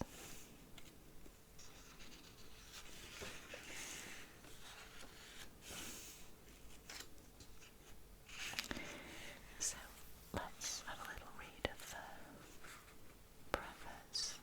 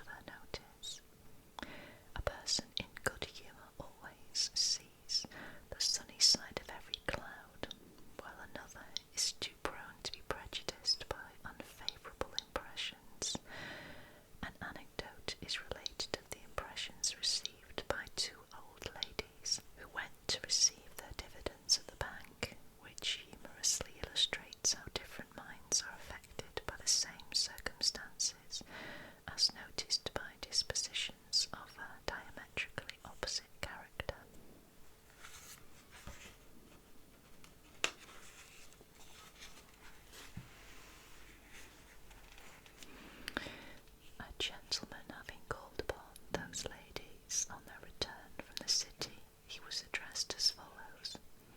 "Well, Mr. H," said Mrs. B to him on entering the room, "we had a most agreeable ride to the bank on Thursday. Everything looked so lively, and though we were tossed about over the rough stones, it was amazing to see the variety of people and the numerous carriages, such faces full of business, such evidences of a brilliant commerce. I was quite sorry when we got home again." Mrs. L, the sister, then entered the room, and, not having heard a syllable of the above, approached Mr. H with an air as if expecting condolence. "I suppose," she remarked, "my sister has told you that we were almost jolted to death in that rumbling coach the other day, and it was so hot with the sun shining on it, and we were such a long time drawl through Fleet Street and Ludgate Hill that I thought we should never have reached the end of our journey. I wish we could be saved the trouble of going for our money another time." The grumbler was by much the most robust of the two. It was simply then the contrast between a mind disposed to receive pleasure wherever it was possible to extract it, and one attentive only to inconveniences, that caused these opposite remarks. After 3 or 4 days' visit to the sights of the metropolis, the reader may wish to take an excursion for a day or two to some of the places of attraction in the vicinity of London, to recruit his energies and spirits and complete his walks to the metropolis.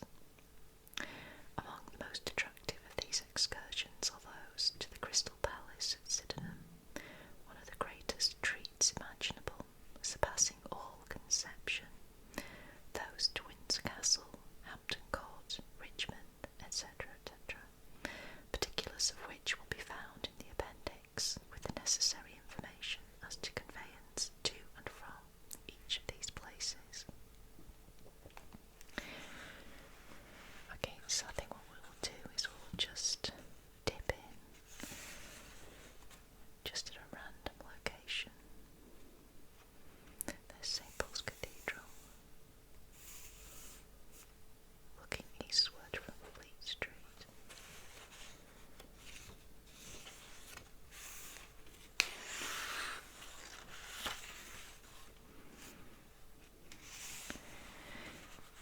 Okay, let's see, where shall we start?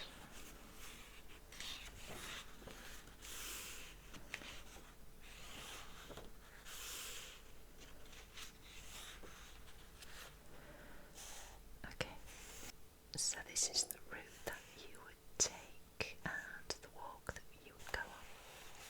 So, commencing our progress northward from Tottenham Court Road, so called from it leading to the ancient manor of Tottenham Court, belonging to St. Paul's, we deviate into Great Russell Street for the purpose of introducing the visitor to that noble institution, the British Museum.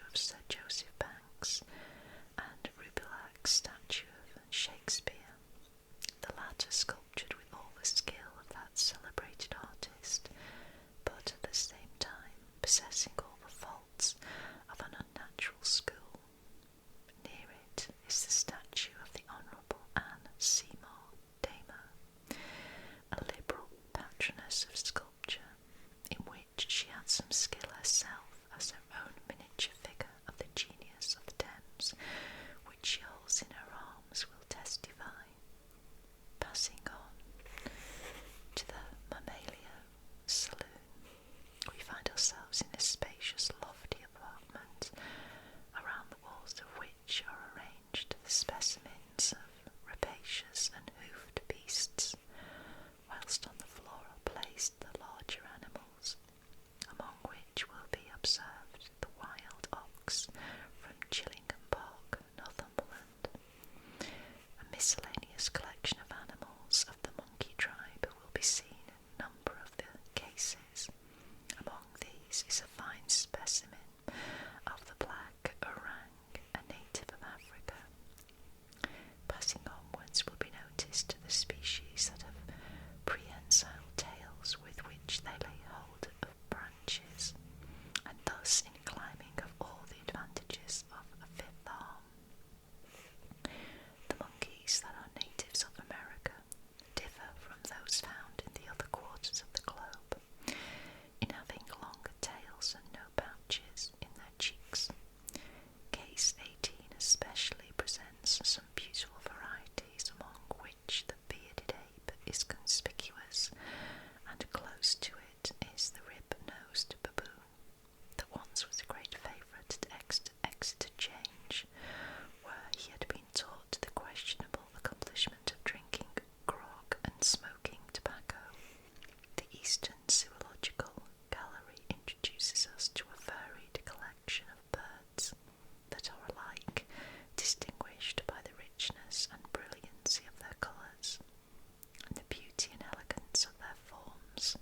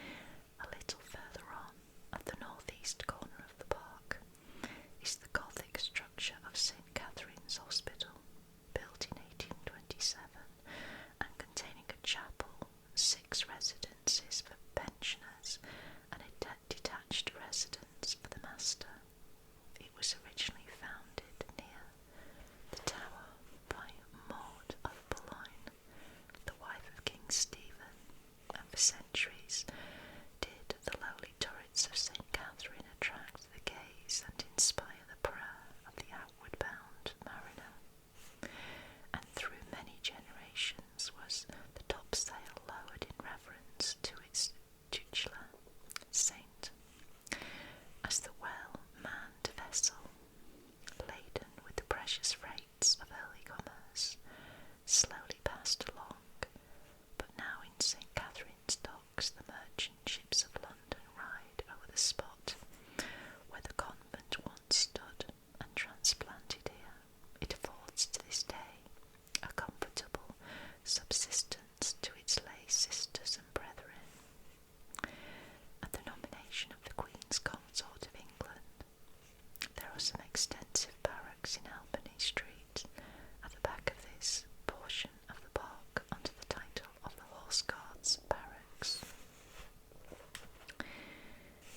The Botanic Gardens, covering a space of nearly 20 acres, form an interesting feature of the inner circle. They belong to the Royal Botanical Society, founded in 1839, and in the handsome conservatory frequently attract 2,000 visitors to behold the collection of rare plants exhibited and the distribution of the medals for prizes. St. John's Lodge, in the immediate vicinity, is the seat of Sir Isaac Lionel Goldsmith. The mansion overlooks a beautiful lake, overhung by graceful trees and margined by the garden and archery grounds of the Toxophilite Society. Okay, let's move on a little bit. So we've got Lord's Cricket Ground.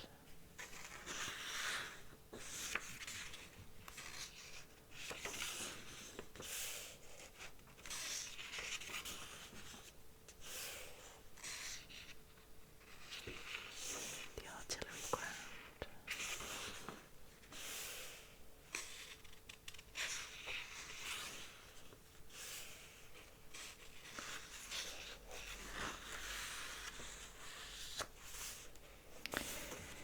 Let's read about this. It's quite an infamous place. Bethlehem Hospital. We know it as Bethlehem or Bedlam. A noble institution designed for the reception of those who are suffering from that most awful of human maladies, mental aberration, covers a surface of 14 acres and presents a fine exterior, consisting of a centre and two wings about 700 feet in length. Old Bedlam Inn.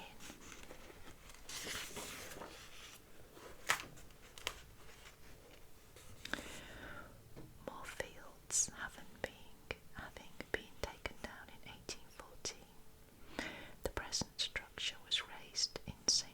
George's Fields and finished soon after on the site of a notorious tavern called the Dog and Duck. A new wing was added in 1839, and since then other portions of the premises have been considerably enlarged. The annual expenses reach nearly £20,000. In the vestibule are the two statues of Raving and Melancholy Madness, which were sculptured by Caius Gibber, and formerly surmounted the hospital in Moorfields. One is said to represent the tall porter of Oliver Cromwell, who was a lunatic at the time. On entering the Grand Hall, the eye of the visitor is first attracted by the spacious staircase, which ascends from the ground floor to the council chamber above. On each side, passages run laterally throughout the building, the one to the right leading to the male, the other to the female ward. Following the former, we are inducted through a long series of galleries ascended by stone staircases to the apartments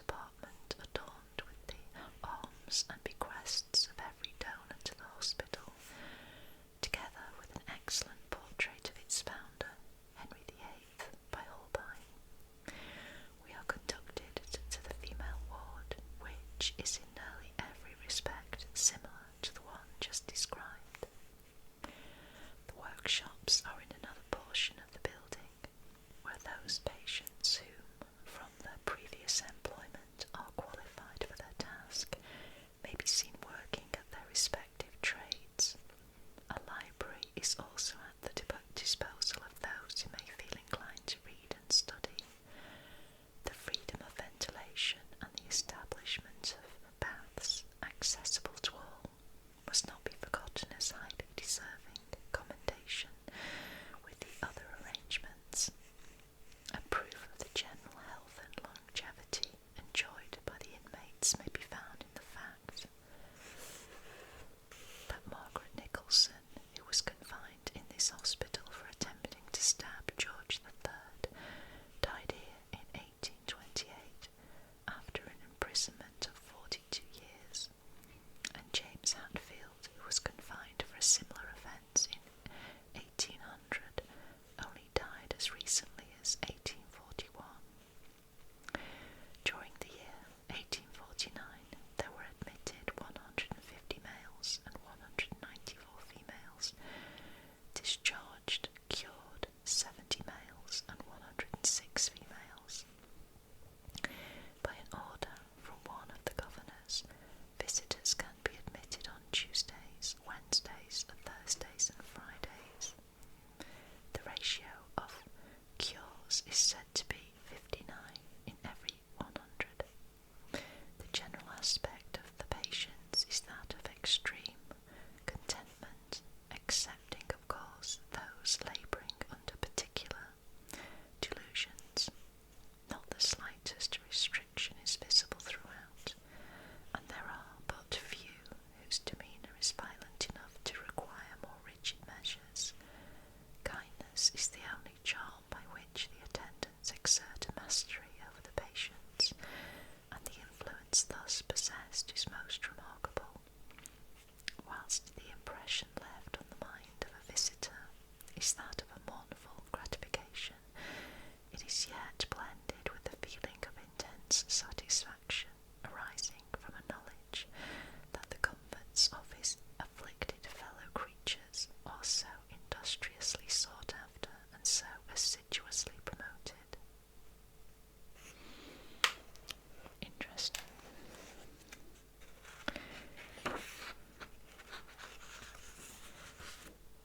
So I think we will leave it there. But it is such an interesting book. I think we'll definitely return to Bradshaws again. We can look at some of the end bits, places worth seeing and amusements of London. I mean, it is interesting that one of the places worth seeing is Bethlehem Hospital that we've just looked at. Interesting. Okay, so thank you so much for joining me. I hope you enjoyed that. This has been Kate at the Library Whispers saying I shall see you very soon. Bye bye for now. Bye bye. Hello everybody, this is Kate at the Library of Whispers, and today I'm going to take a look at this old central London map. It's a map published by the AA, or Automobile Association. Now, I'm not absolutely sure of the date of this particular publication.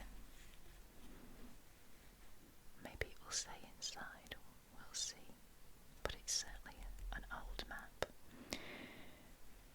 So it's got schedules of parking places, one-way streets, roundabout traffic, unilateral waiting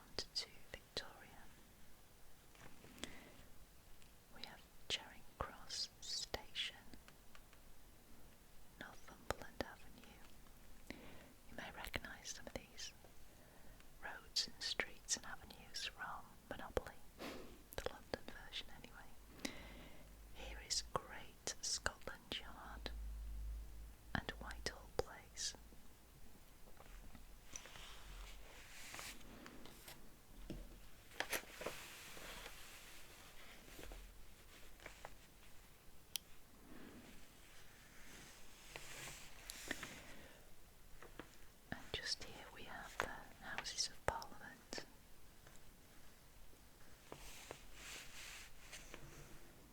Here is Millbank and Westminster Abbey.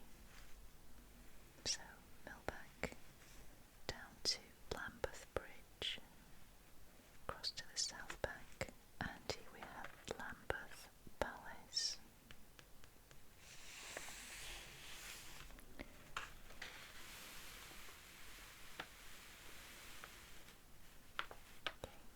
Let's look at some of these places down here. So just coming off Lambeth Bridge is Ferry Road, Horse Ferry Road. We have Great Peter Street, Wood Street.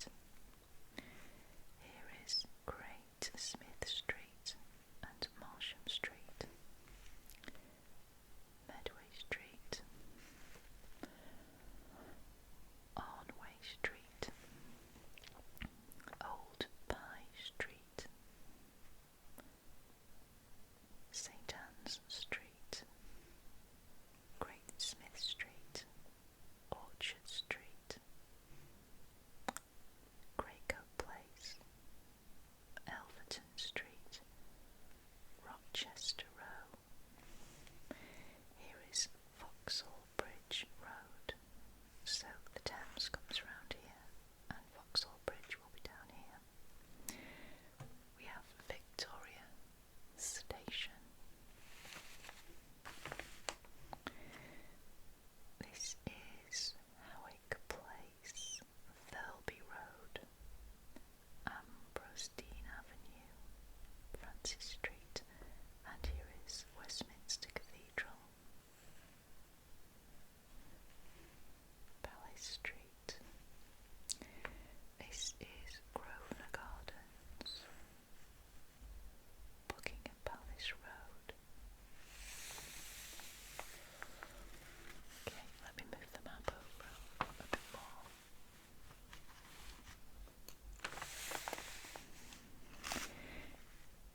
So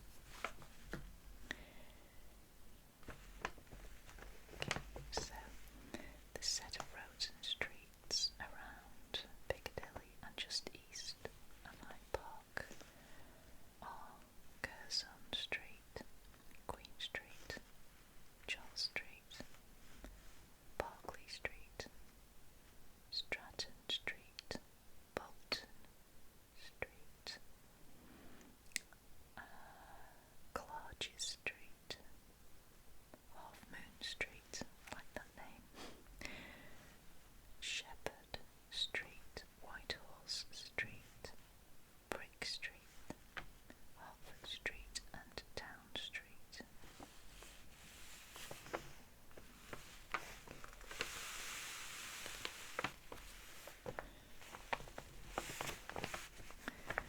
Then moving across, we have Piccadilly Circus here at the end of Piccadilly.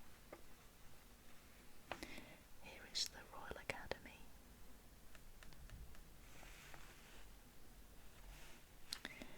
We have Jermyn Street, St James's Square, Charles Street, King Street, Duke Street, Berry Street and St James's Street, and Pall Mall,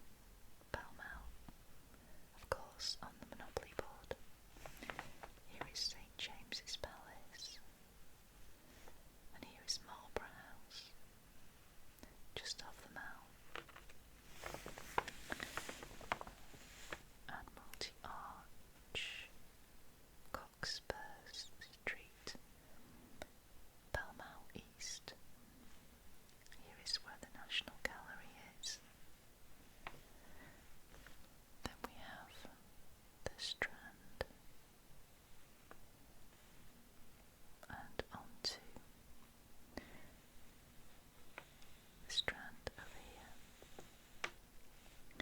William IV Street, Chandos Place, Garrick Street, and Bedford Street.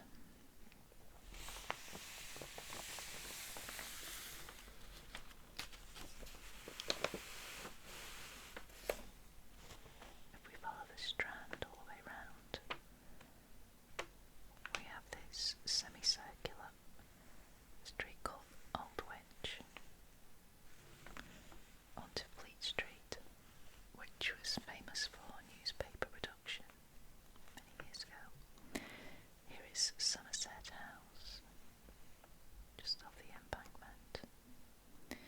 Then we have York Building, Adam Street, John Street, Duke Street, Villiers Street and Craven Street. Here's William IV Street, Chandos Place, Maiden Lane, Tavistock Street. Here is Covent Garden, James Street. Here is Bow Street, famous for the police station, Wellington Street.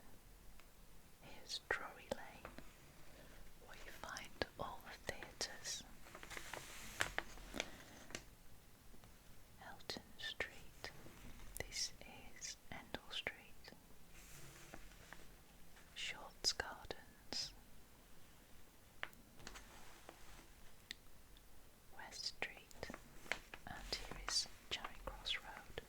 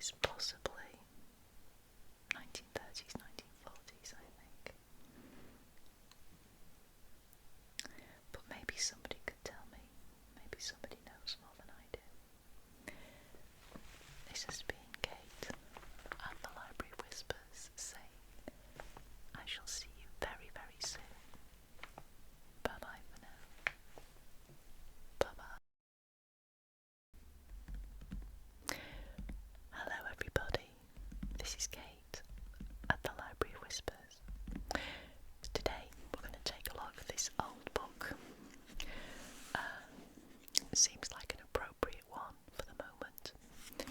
It's about the Great Plague in London in 1665, and it's by W.G. Bell. It's one of a set of 4 books that I recently obtained by W.G. Bell, and they were all printed by the Bodley Press in London. So let's take a look.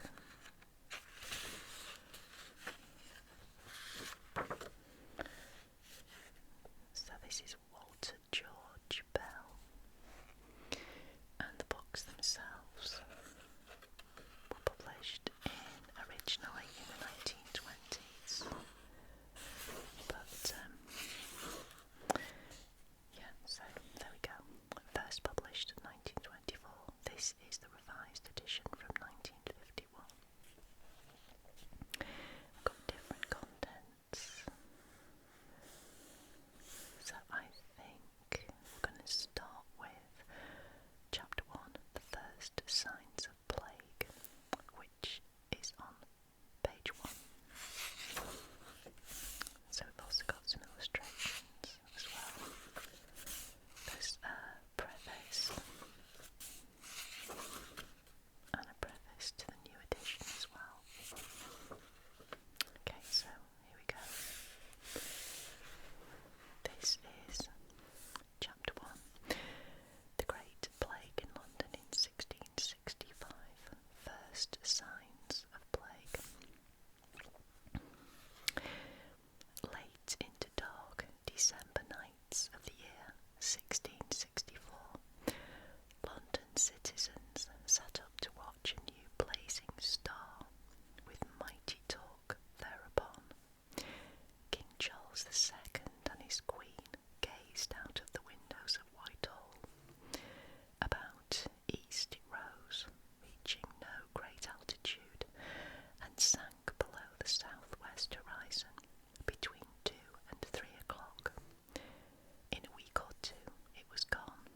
Then letters came from Vienna notifying the like sight of a brilliant comet, and in the air the appearance of a coffin, which causes great anxiety of thought amongst the people.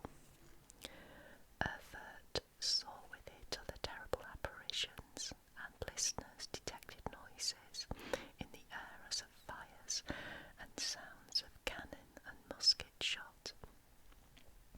The report ran that one night in the February following, hundreds of persons had seen flames of fire for an hour together, which seemed to be thrown from Whitehall to St. James's and then back again to Whitehall, whereafter they disappeared. In March there came into the heavens a yet brighter comet, visible 2 hours after midnight, and so continuing till daylight. With such ominous portents, the Great Plague in London was ushered in. Report of plague had been on the continent. The learned in these matters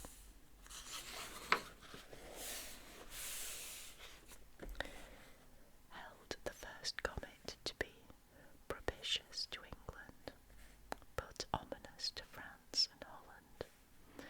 The second puzzled the wisest of them.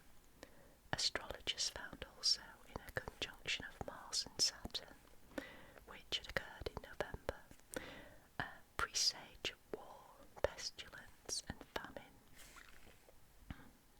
The temptation is strong to dismiss with a gesture of contempt such idle fears and speculations, but we shall little understand London's populace in 1665 by so doing.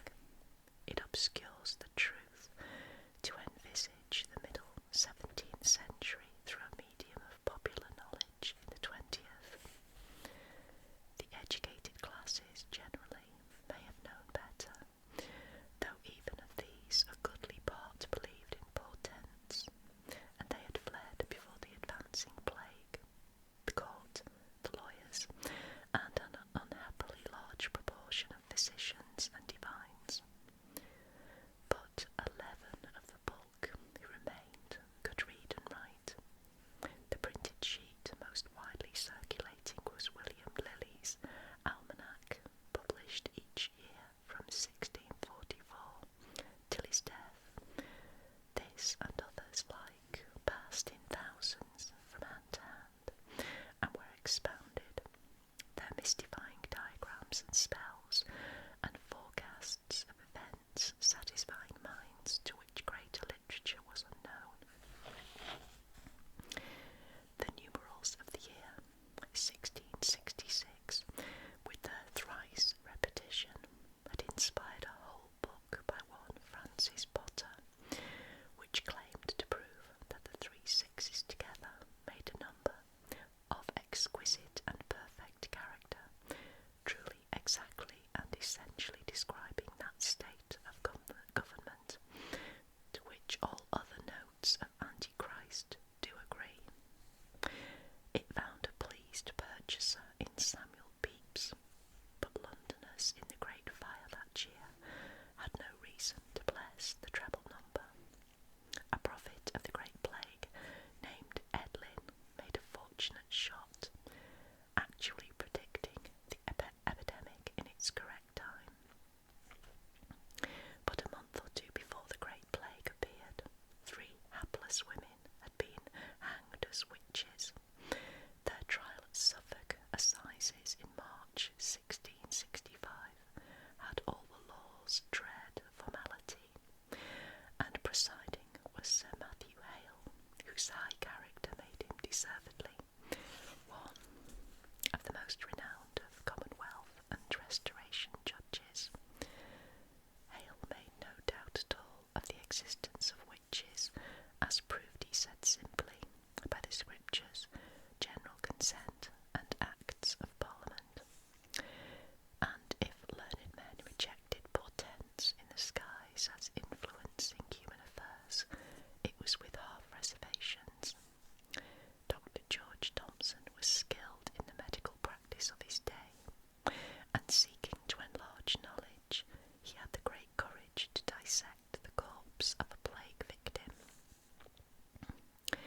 Although impatient with many idle superstitions held by the common people, he himself wrote that comets or blazing stars do portend some evil to come upon mortals is confirmed by long observation and sad experience, as likewise phenomena of new stars, battles fought, and coffins carried through the air, howlings, screechings, and groans heard about churchyards, also raining of blood, unwanted matter, etc., all of which have something extra naturam, or portentous and prodigious. They who so testified their faith were able to fleck their pages with passages in Latin and Greek, signs of pedantic learning. Who then shall wonder that the ignorant masses, in the terror and distress of a huge public calamity, accepted comets as manifestations of heaven's wrath, believed that gold, if only obtained pure, would eject all diseases from the human frame, that the toad amulet was a charm against plague, and unicorn's horn a certain cure. Any who wished to see coffins carried in the air, to hear howlings and groans in churchyards, be sure would see and hear them. To such these events and portents were real, terrifying. The state of medical knowledge gave small confidence in its efficacy to combat the death that stalked abroad. Their minds, receptive to wonders, if to little else, the untutored people turned from medicine to the astrologers, the nostrum dealers, and the quacks who promised immunity, and in ever-increasing numbers fattened upon their fears.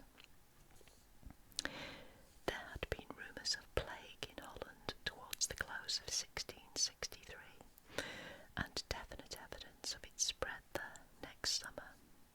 Little, however, was known concerning it. London had lost the partisan Mercuries and Diurnals, which had been so numerous under the Commonwealth.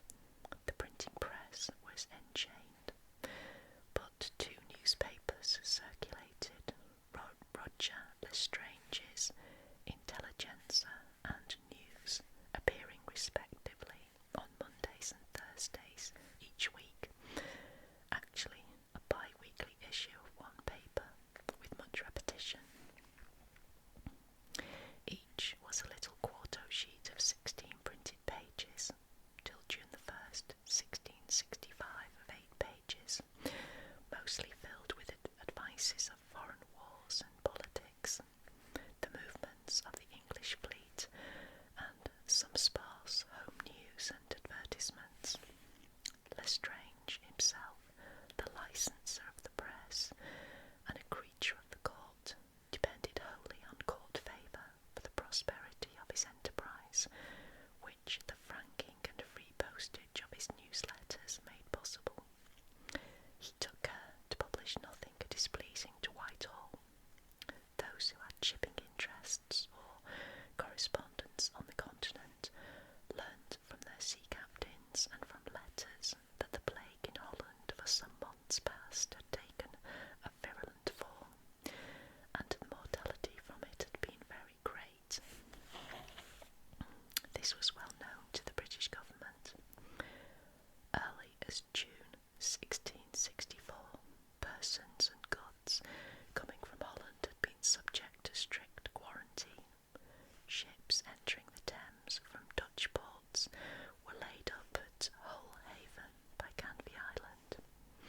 The Lord Mayor was notified by order in council that should such persons or goods be found harboured in London without certificate of quarantine being forthcoming, he was to shut up the houses containing them as if these were infected with plague. In Portsmouth that summer, plague was already seated, 21 deaths from it having occurred in a single week in July. The declaration of war with Holland on February the 22nd, 1665, cut off direct contact with that source of infection, but the peril of plague spreading in England no doubt had been in mind when the Privy Council directed that the customary proclamation for the strict observance of Lent should not be made. Lenten collections for the relief of the poor were ordered to be taken, the Lord Mayor and Court of Aldermen having petitioned. A plague death in the out-parish of St. Giles in the Fields figures in the bills of mortality in December 1664, and a second in the following February, but the bill being again clear thereafter, these isolated occurrences occasioned no public concern. In London in 1664 there had been 5 cases recorded by the bills of mortality as plague. In the year before 12, others no doubt were concealed under names of various diseases.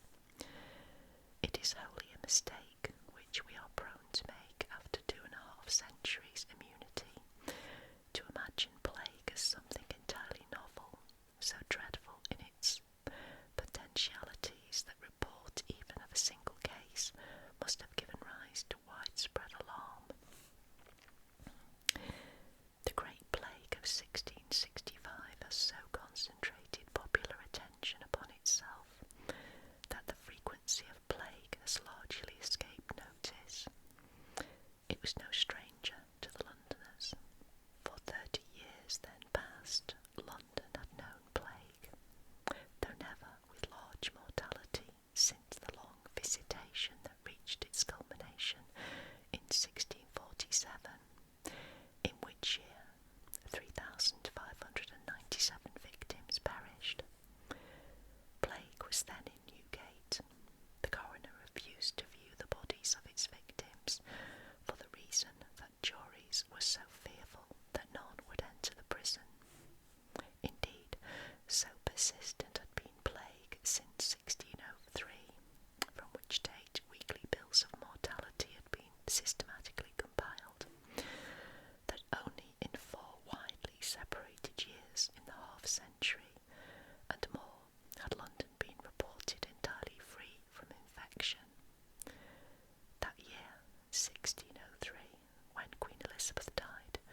subjects were terribly visited.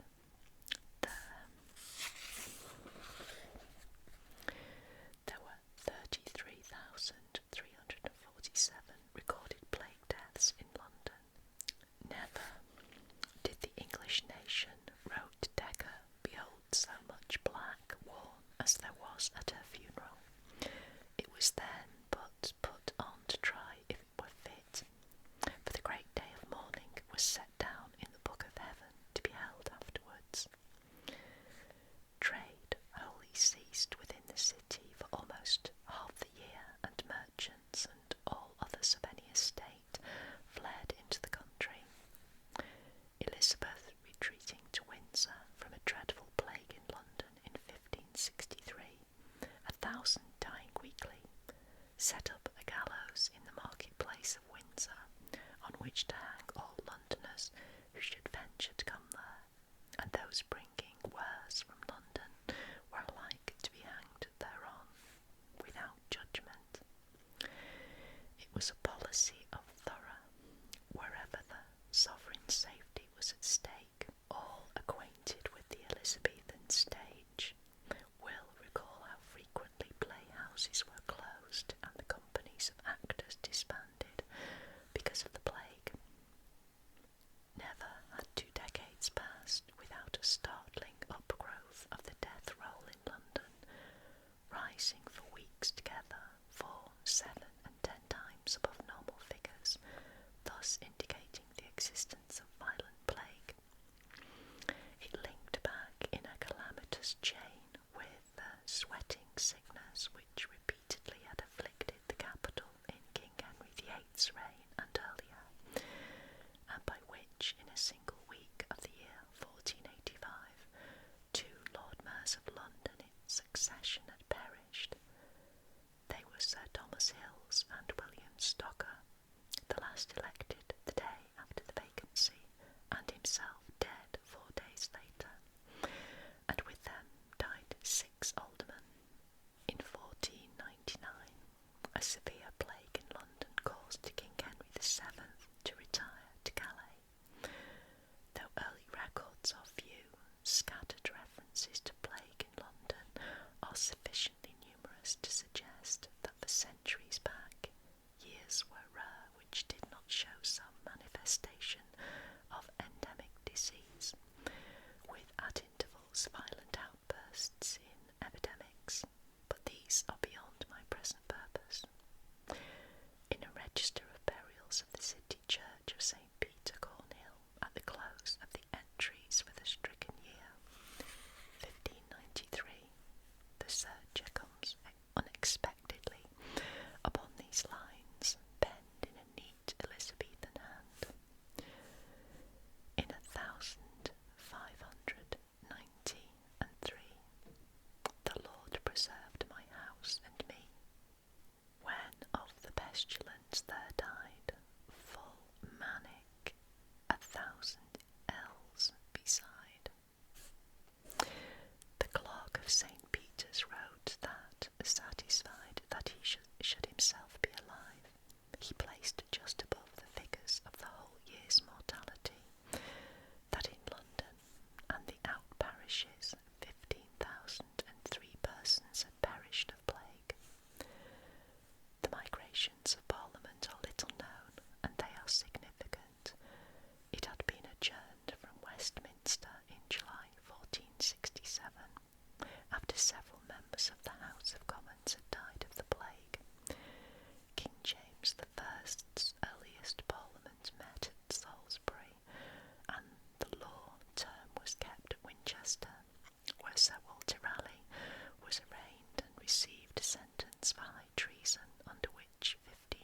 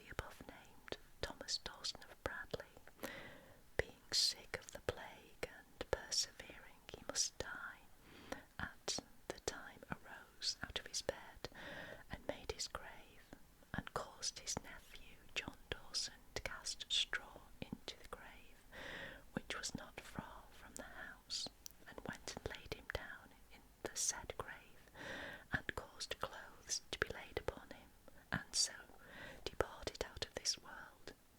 This he did because he was a strong man and heavier than his said nephew, and another wench were able to bury. He died about the 23rd of August. Thus much was I credibly told. He died 1625. John Dawson, son of the above-mentioned Thomas, came into his father when his father sent for him, being sick, and having laid him down in a ditch, died in it, the 29th day of August 1625 in the night. Rose Smith, servant of the above-named Thomas Dawson, and last of the household, died of plague and was buried by William Cook, the 5th day of September 1625, near unto the said house. Till 1665 came to give new experience to England of plague's possibilities. The fateful epidemic of the year 1625 was always known as the Great Plague, and as such figures in contemporary literature and reference. That name was to be handed on to a calamity far more terrible, a calamity indeed that seemed to concentrate in a few brief months all the malignity of which plague had been capable of half a century. It made the disaster much the worse that London was ill prepared, and until realisation of the full horror confronting them was borne home, the bulk of the people had no misgivings. The Great Plague fell upon them unexpectedly. London had known a case of infection here, another there, occurring in the city and suburbs, rarely swelling into epidemic, and if noticed at all, soon forgotten. Such isolated attacks fell in widely scattered areas, irregular in time and season. The few precautions usual even in those careless days had been neglected. It had been better for London had the Londoners then living seen much more of plague, or nothing, always the crowded, insanitary, timber-built town and its festering suburbs harboured the pestilence in some obscure corner. Look for the plague's first signs, and one must look among the poor, whose squalid conditions of life were, when herded together in undrained and dirty tenements and hovels, or underground cellars offered to it a ready lodgment.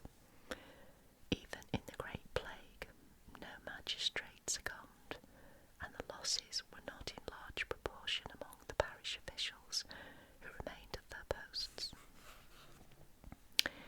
Public credulity in these days admitted planet to figure in the bills of mortality as a cause of death, evil done by the stars in human affairs.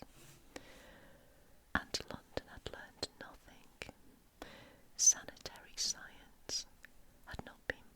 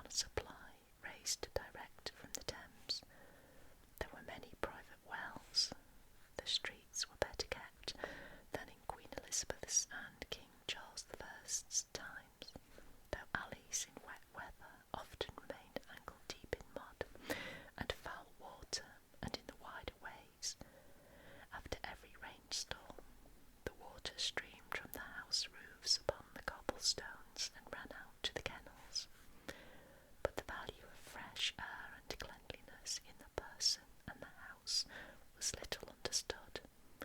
Confined wooden buildings with projecting upper stories that almost met over streets and courts of but a few feet width prevented healthy circulation of the air. Okay, I am going to leave it there, and we will rejoin this chapter in the next video.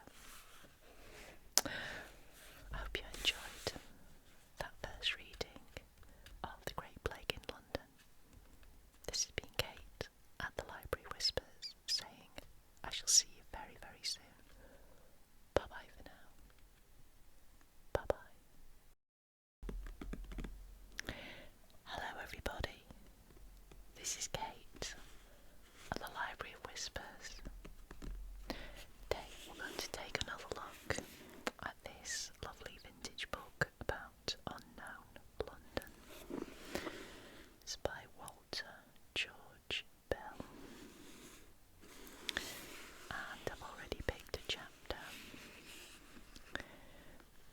Use this bookmark, which seemed appropriate. This is Catherine of Aragon,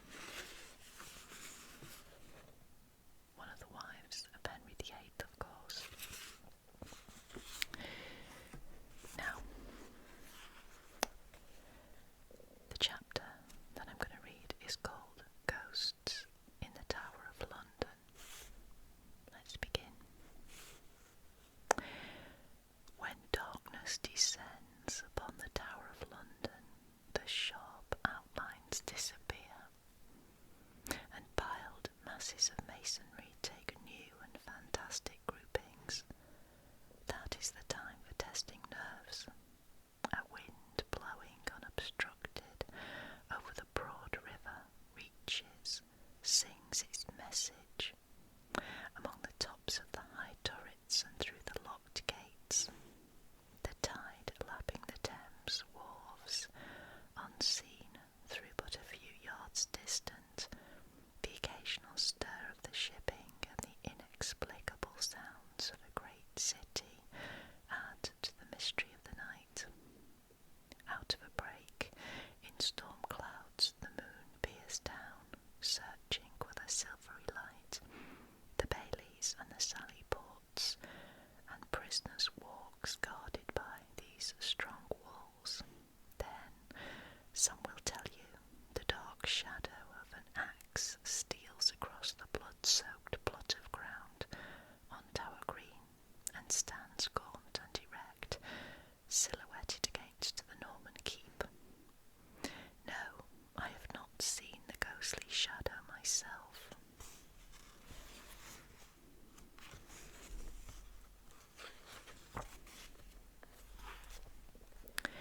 Nor have I found any except those who have it on hearsay.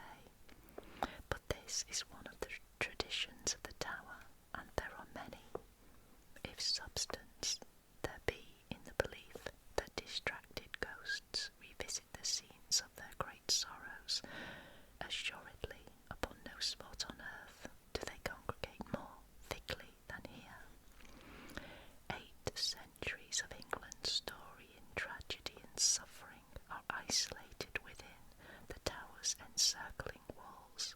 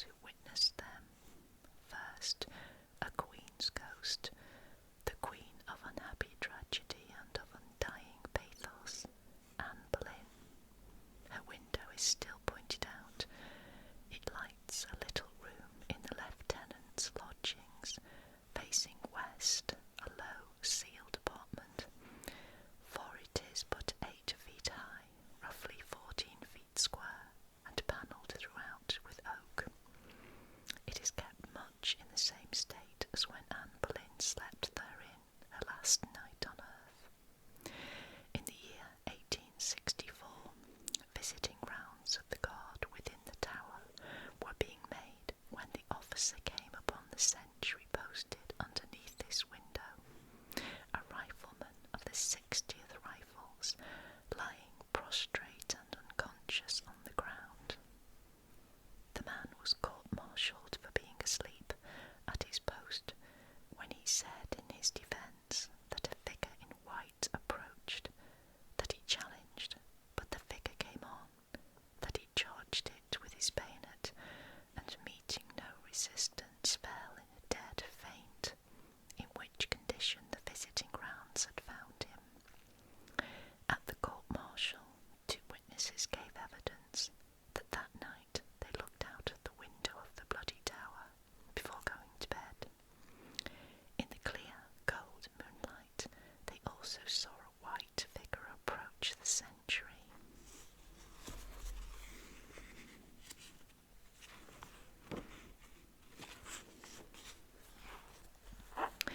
They heard the sentry challenge, saw him charge the figure with his bayonet, and then fall to the ground. The court acquitted the prisoner. For several years thereafter, other sentries on the spot declared that they had seen the same figure, and the post became of such evil repute that the men tried to avoid it. General Sir George Younghusband, today the keeper of the Crown Jewels, tells the story in his recent book on the tower from within, it having come to him from the late Major General J.D. Dundas, then a captain in the 60th Rifles, and it is corroborated very closely by Field Marshal Lord Grenfell, who was in the same regiment. The others are, I fear, somewhat ridiculous, sadly falling short of what one has a right to expect a ghost should be in such a place as the tower. They seem to plead, gibbering, for apology. One of these happened, properly a ghost happens, to none other than a late keeper of the Crown Jewels himself. Late in life, when in his 83rd year, Mr. Edmund Lenthal Swift committed to paper the narrative of his eerie experiences, thinking that it should not pass with him to the grave. He was a public official of merit and distinction, who held his post from 1814 till retirement in 1842, and he played a courageous part in saving the regalia during a terrible fire that destroyed the armoury in the tower in 1841. No one privileged to have known this fine old gentleman, himself the soul of honour, could have questioned the absolute sincerity of the assurance with which he closed his story. To all which I have set forth, he wrote, as seen by myself, I absolutely pledge my faith and my honour. The regalia in his charge was at the time safe kept in the Martin Tower, a stronghold which forms the north-west angle of the inner ward, and there the keeper had living rooms with his family. How the spectre appeared to him, his own words shall tell. One Sunday night in October 1817, I was at supper with my wife, our little boy, and my wife's sister in the sitting room of the Jewel House, which is said to have been the doleful prison of Anne Boleyn. It was not. And of the 10 bishops whom Oliver Cromwell piously accommodated there, the doors were all closed, heavy and dark curtains were let down over the windows, and the only light in the room was that of 2 candles on the table. I sat at the foot of the table, my son on my right, my wife fronting the chimney-piece, and her sister on the opposite side. I had offered a glass of wine and water to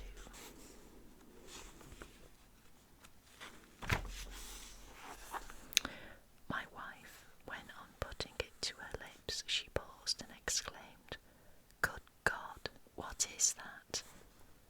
I looked up and saw a cylindrical figure, like a glass tube, something about the thickness of my arm, and hovering between the ceiling and the table, it Its contents appeared to be a dense fluid, white and pale azure, like to the gathering of a summer cloud, and incessantly rolling and mingling within the cylinder. This lasted about 2 minutes, when it began slowly to move before my sister-in-law, following the oblong shape of the table before my son and myself. Passing behind my wife, it paused for a moment over her right shoulder. Observe, there was no mirror opposite in which she could then behold it. Instantly, she crouched down and, with both hands covering her shoulder, shrieked out, "Oh Christ, it has seized me!" Even now, as I write, I feel the horror of that moment. I caught up my chair, striking at the appearance with a blow that hit the wainscot behind her. It then crossed the upper end of the table and disappeared in the recess of the opposite window.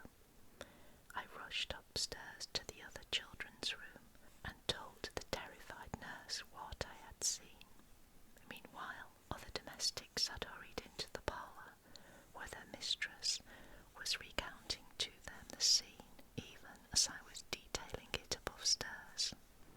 The marvel, some will say the absurdity, of all this is enhanced by the fact that neither my sister-in-law nor my son beheld the appearance, though to their mortal vision it was as apparent as it was to my wife's and mine. A disappointing ghost indeed, raising expectation high, but denying fulfilment. This should have been a new genii of the tower, forming mysteriously within the tube, boiling, bubbling, fretting, taking form gradually before the eyes of the horrified spectators, bursting his bonds, growing expansive and terrible, filling the room with his loathsome presence, like that other genii in the famous Eastern story of the fisherman and the bottle cast up by the sea. It was an airy monster, taking shape from the agitation within a cylindrical column, just in the same mysterious way that appeared before the Baron de Guldensstub, familiar to students of the occult.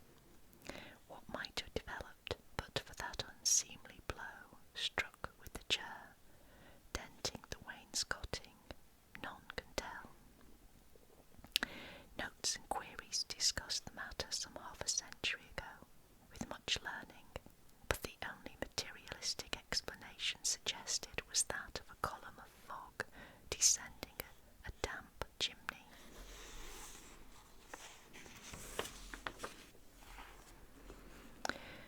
Mr. Swift scornfully repelled the idea, as if, said he, the densest fog that ever descended could have seized one of us by the shoulder.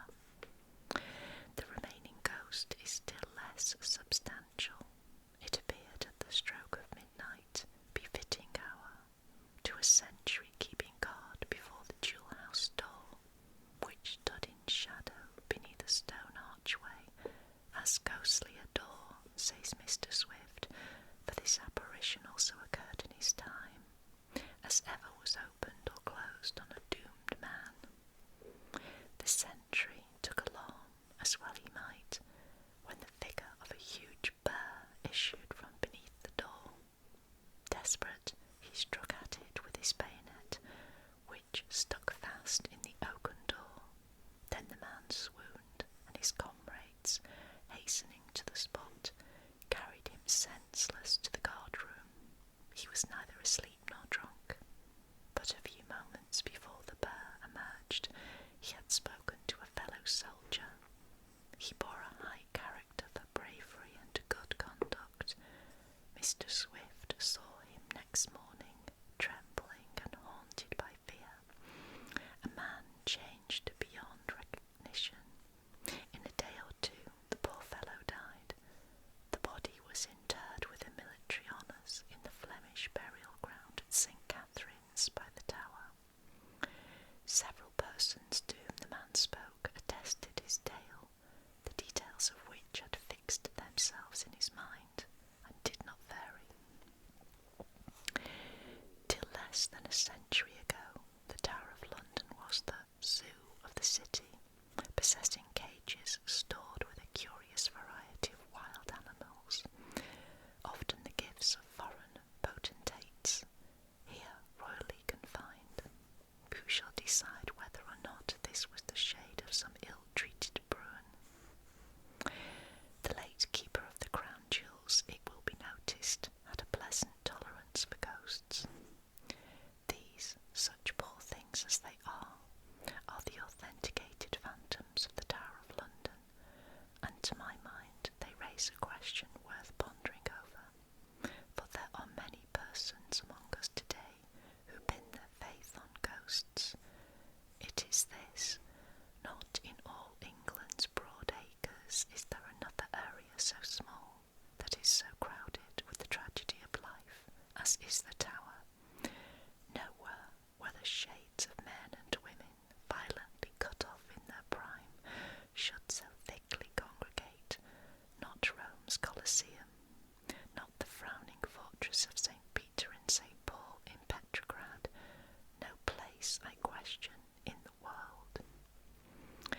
In truth, there is no sadder spot on earth than this little cemetery, wrote Lord Macaulay, of the sheltered church of St. Peter ad Vincula within the Tower. Death is there associated, not as in Westminster and St. Paul's, with genius and virtue, with public veneration, and with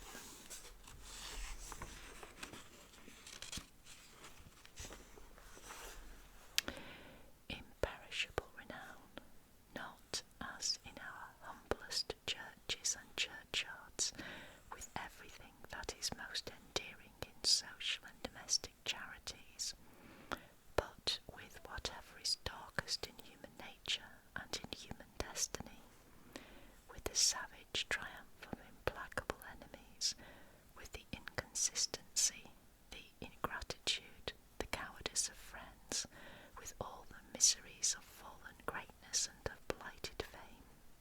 Thither have been carried through successive ages by the rude hands of jailers, without one mourner following, the bleeding relics of men who had been the captains of armies, the leaders of parties, the oracles of senates, and the ornaments of courts.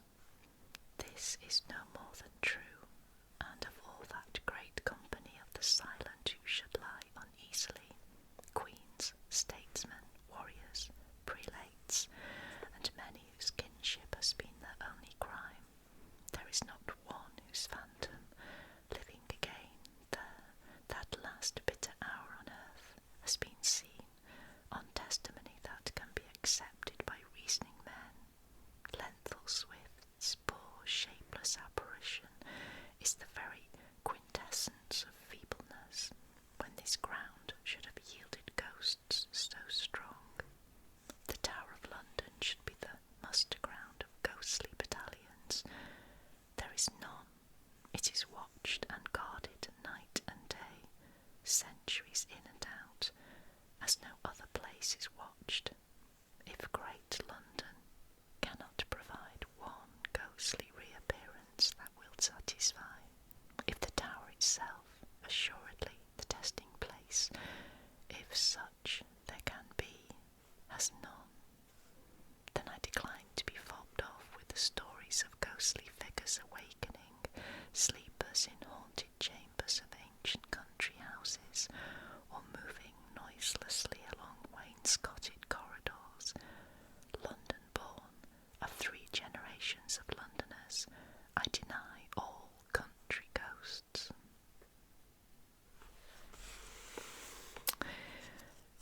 Well, I hope you enjoyed that. Ghosts in the Tower of London.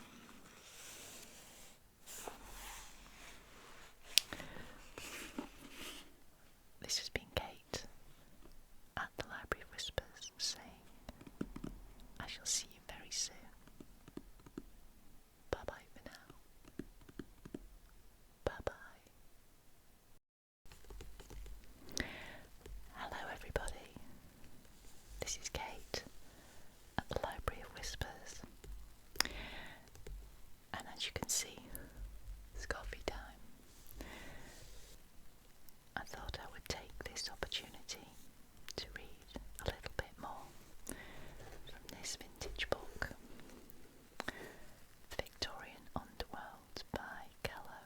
Chesney.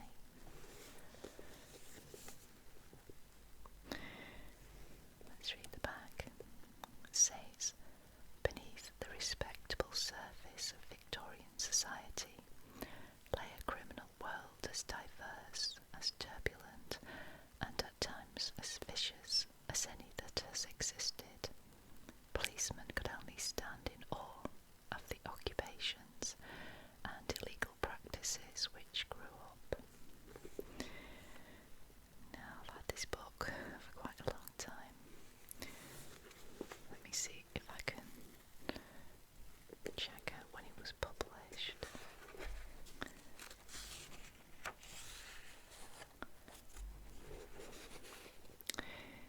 So it was first published by Temple Smith in 1970 and then published in Pelican Books in 1972. So before we do anything, I'm actually going to have a sip of my fizzing latte. Lovely. You can also see that I have some candles today. It's a particularly dark day, which is a bit strange really because we are in the middle of August, but it's very cloudy and there's not much sun. Feels almost like a winter morning in a way.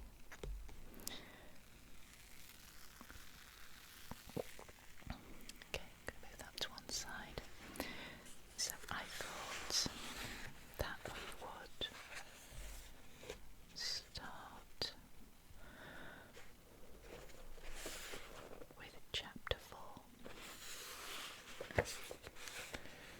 It's called Citadels of the Underworld. Let's begin. Those members of the surplus population who, goaded by their misery, summon up enough courage to revolt openly against society, become thieves and murderers. They wage open warfare against the middle classes who have so long waged secret warfare against them. So wrote the young Engels, outraged at what he saw about him in industrial Lancashire during the early 40s.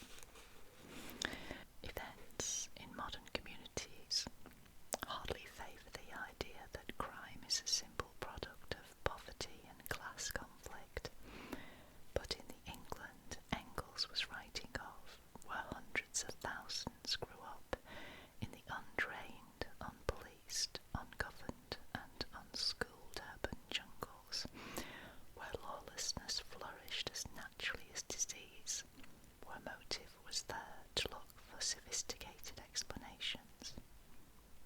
People held widely different views about responsibility for the situation, about the natural turpitude of the poor or the conduct of their employers. But that pauperism, filth, overcrowding and crime were intimately connected, and slums, the major breeding grounds of criminals, seemed too obvious to be denied. Jihadist riots and recurrent cholera epidemics sharpened people's awarenesses of the wretchedness that existed down side alleys and behind the fronts of superficially orderly streets. The problems of the ever-growing slums, inseparable from every project of social reform, were earnestly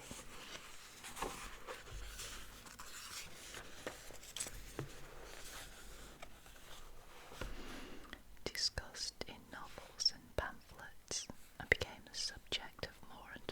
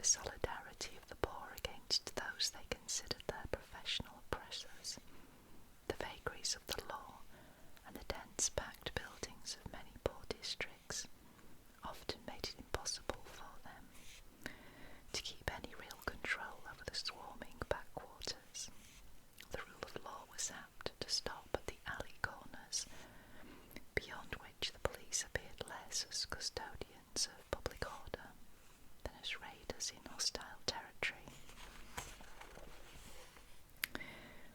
By the time Victoria was crowned, it is true, many of the cruelest and most absurd features of the old criminal law had been abolished. The life-cheapening lottery of the bloody code, which encouraged minor offenders to acts of desperation, was virtually over. Nevertheless, the system remained full of quirks and abuses. It had a strong, though inconsistent bias in favour of property and a corresponding unconcern for personal violence, short of murder, where property rights were not involved. Inevitably, this increased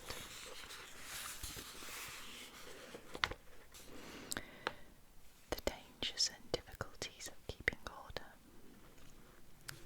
Right, I'm going to have a bit more coffee.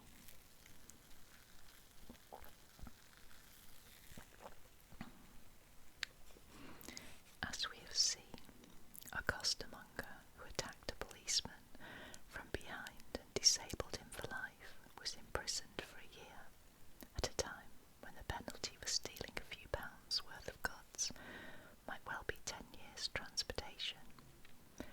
Assaults involving concussion and broken bones were commonly met with a fine or a week or two's jail, less severe treatment than might be meted out for accidentally breaking a window, hawking without a licence, unlawfully removing rubbish, the property of the dust contractor, obstructing the road with a barrow, and a host of other trifling offences.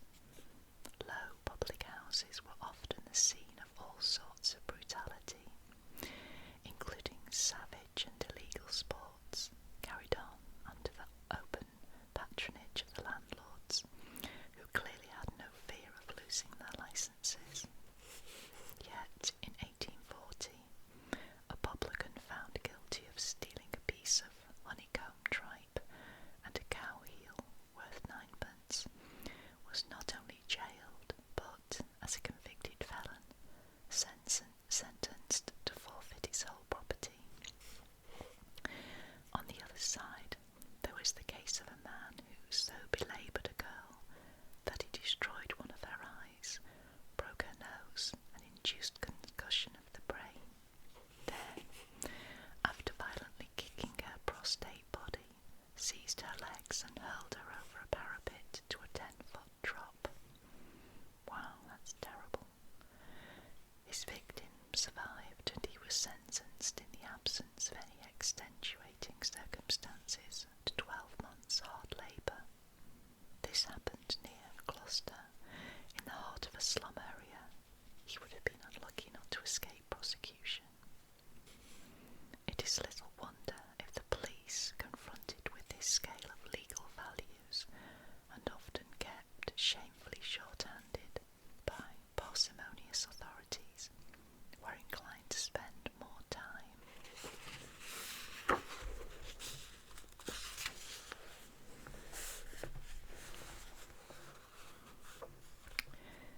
on protecting the rights of the well-to-do than on intervening in the internal ferocities of the slum jungle. In this way, the slum dwellers were to a great extent left to their own brutal devices. Edwin Chadwick was perhaps over-pessimistic in believing that 11,000 Britons died yearly from acts of violence, but he was a man used to supporting his statements with evidence, and well placed to make the estimate. Naturally, as the new police grew more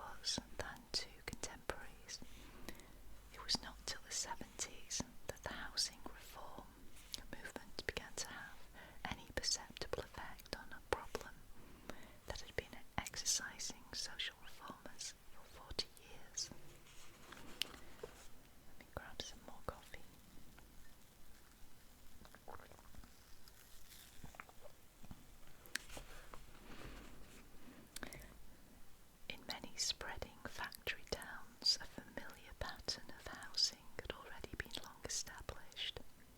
The prosperous had moved away from the source of their wealth to new suburbs, preferably on rising ground.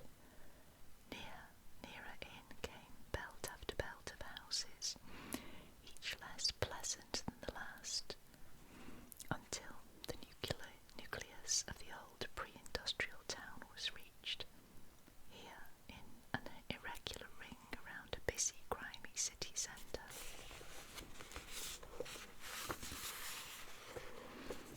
Close to the smokestacks and gantries of mills and warehouses, and often to a black, stinking waterway thick with sewage and industrial effluent, might be found decayed houses that had once stood on the edge of a market town, and that were now enmeshed in a growth of courts and annexes.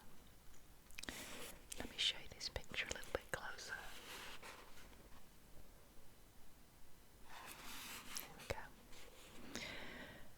In big, long-established cities, the pattern of development was often too broken up to be easily recognisable, but wherever the economic current washed up great numbers of work people round existing centres, the same process of ingrowth and cramming was almost inevitable. In practice, there were few restrictions on what the owners of property could do with it, and where sites were already hemmed in by older but still highly profitable buildings, the natural course was to squeeze new dwellings into any open ground still left and pack the older ones tighter. Yards and gardens were built over, passages and landings colonised, and windowless cabins boarded off, especially if there were good-sized old houses with cellars and attics. A maze of human nests and burrows could soon come into being, where the most lawless and disreputable tended to gather. This, then, was the archetypal Victorian rookery.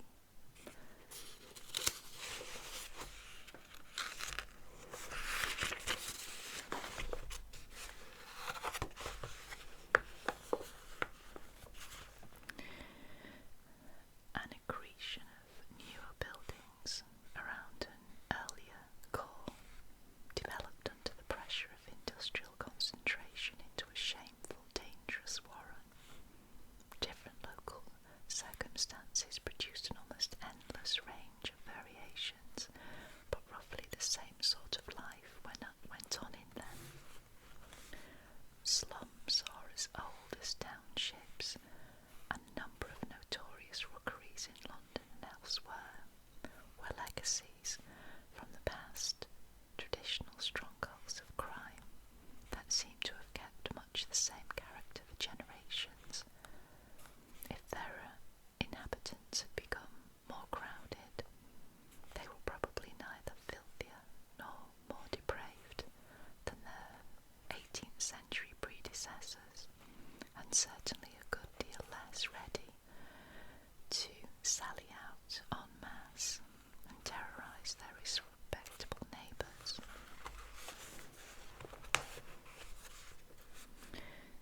Other plague spots, on the other hand, were of wholly recent construction.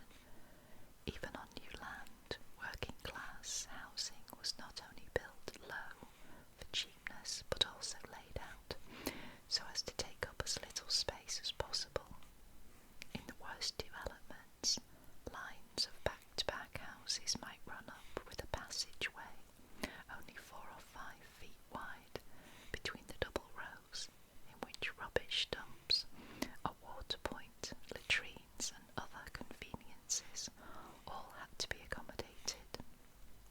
Sometimes, as in a case noted at Preston, at the middle of the century, the builder might solve the sanitary problem by simply running an open cess trench down the middle, leaving only ledge-like paths on either side, where dwellings were arranged around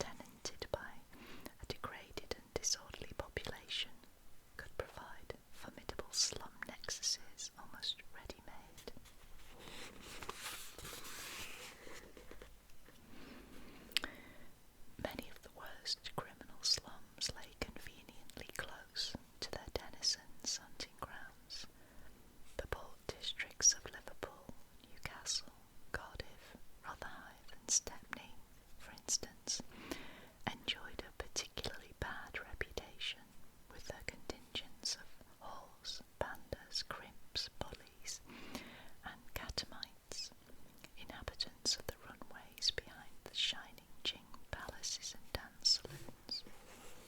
Rockeries almost ringed the landward boundary of the City of London and lay close to the commercial hearts of Birmingham and Manchester. In West London, the fact that packed tenements could be highly profitable helped bring the wretchedest members of society into grotesque proximity with the richest and most powerful. In St. James's in Marylebone and in the affluent parish of St. George's, Hanover Square, there were disease-ridden warrens almost in the shadows of great people's mansions. This meant easy opportunities for spoil. Even poor Puss, whisked up at the mews corner, his meows stifled in a greasy bag, might fetch a half-sovereign ransom instead of the few coppers an East End dealer would pay for his pelt. But it also brought its own dangers, since the police were particularly watchful in these areas. The majority of thieves and catchers working polite residential streets seem to have been invaders who disappeared eastwards as soon as the job was done.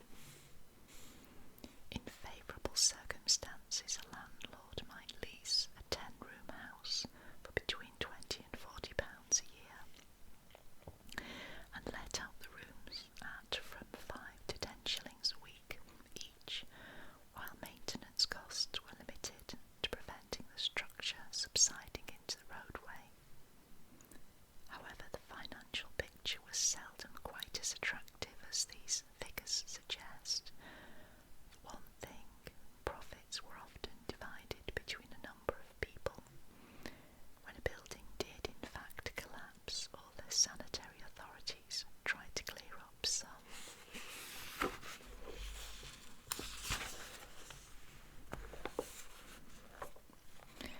centre of infection, their efforts were constantly held up by the difficulty of discovering where, among a tangle of tenancies, responsibility could be fixed. Collecting rent, too, was a troublesome and sometimes dangerous business, the more so since to be a payment or two in arrears was often the only security against being slung out in favour of a tenant offering a few pence more for the same place. Some landlords countered by employing the biggest blackguard on the property to collect the rents of the others in exchange for a remission of his own, but that system plainly offered endless possibilities for extortion and fraud. Bit more coffee.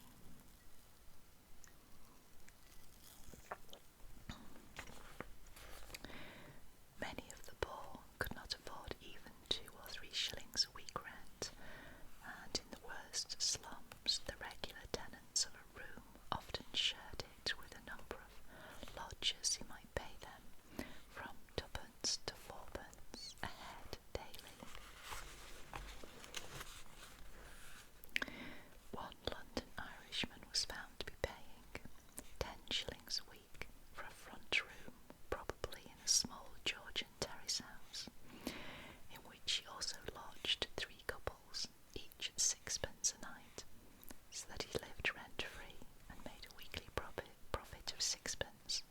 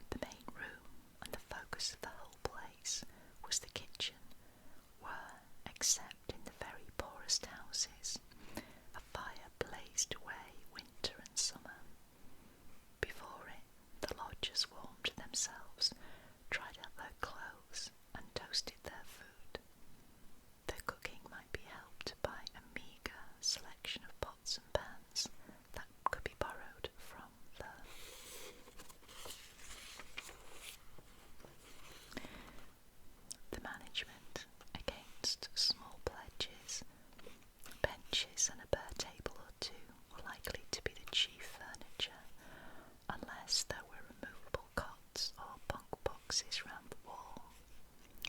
In towns where there was a gas supply, a single jet on a bracket by the chimney breast half-lit the place after dark. Apart from graffiti and some crude prints pasted to the wall, decoration was sparse. In the sleeping rooms, usually the most offensive part of the place, there would be beds or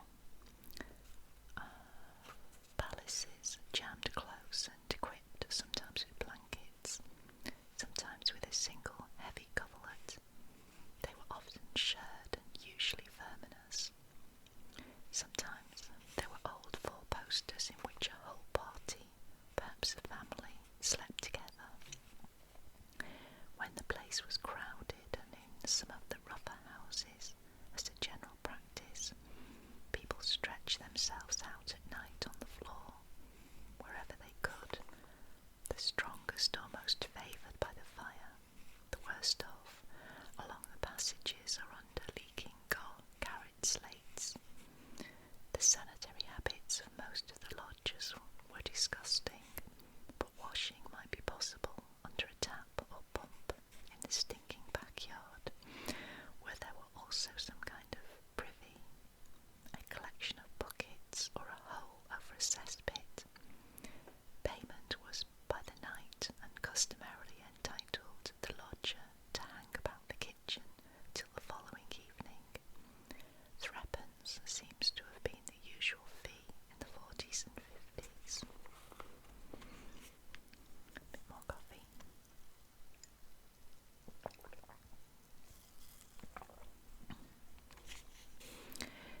There were naturally great differences in the kind of custom these houses attracted. Many, especially in minor provincial towns, along the main roads were almost exclusively padding kens, where wayfarers on the pad put up. In such places, where the sleeping space might be one or two rooms, or a shed attached to a mean beer shop, tramping journeymen on their uppers fell in with professional beggars and moochers, who initiated them into the arts by which they scrounged a living from the unfriendly world. A new face, unfamiliar along the routes they worked, could be useful to a party of cadgers. The padding ken proprietor, who in country places was often a woman, might be very helpful to her customers. It was part of her business to keep in with the local constable and, when necessary, gammon him on their behalf. Often she was able to help them dispose of begged or stolen goods. Above all, she was an up-to-date informant on local conditions, and some enterprising proprietors actually kept a list of charitable, gullible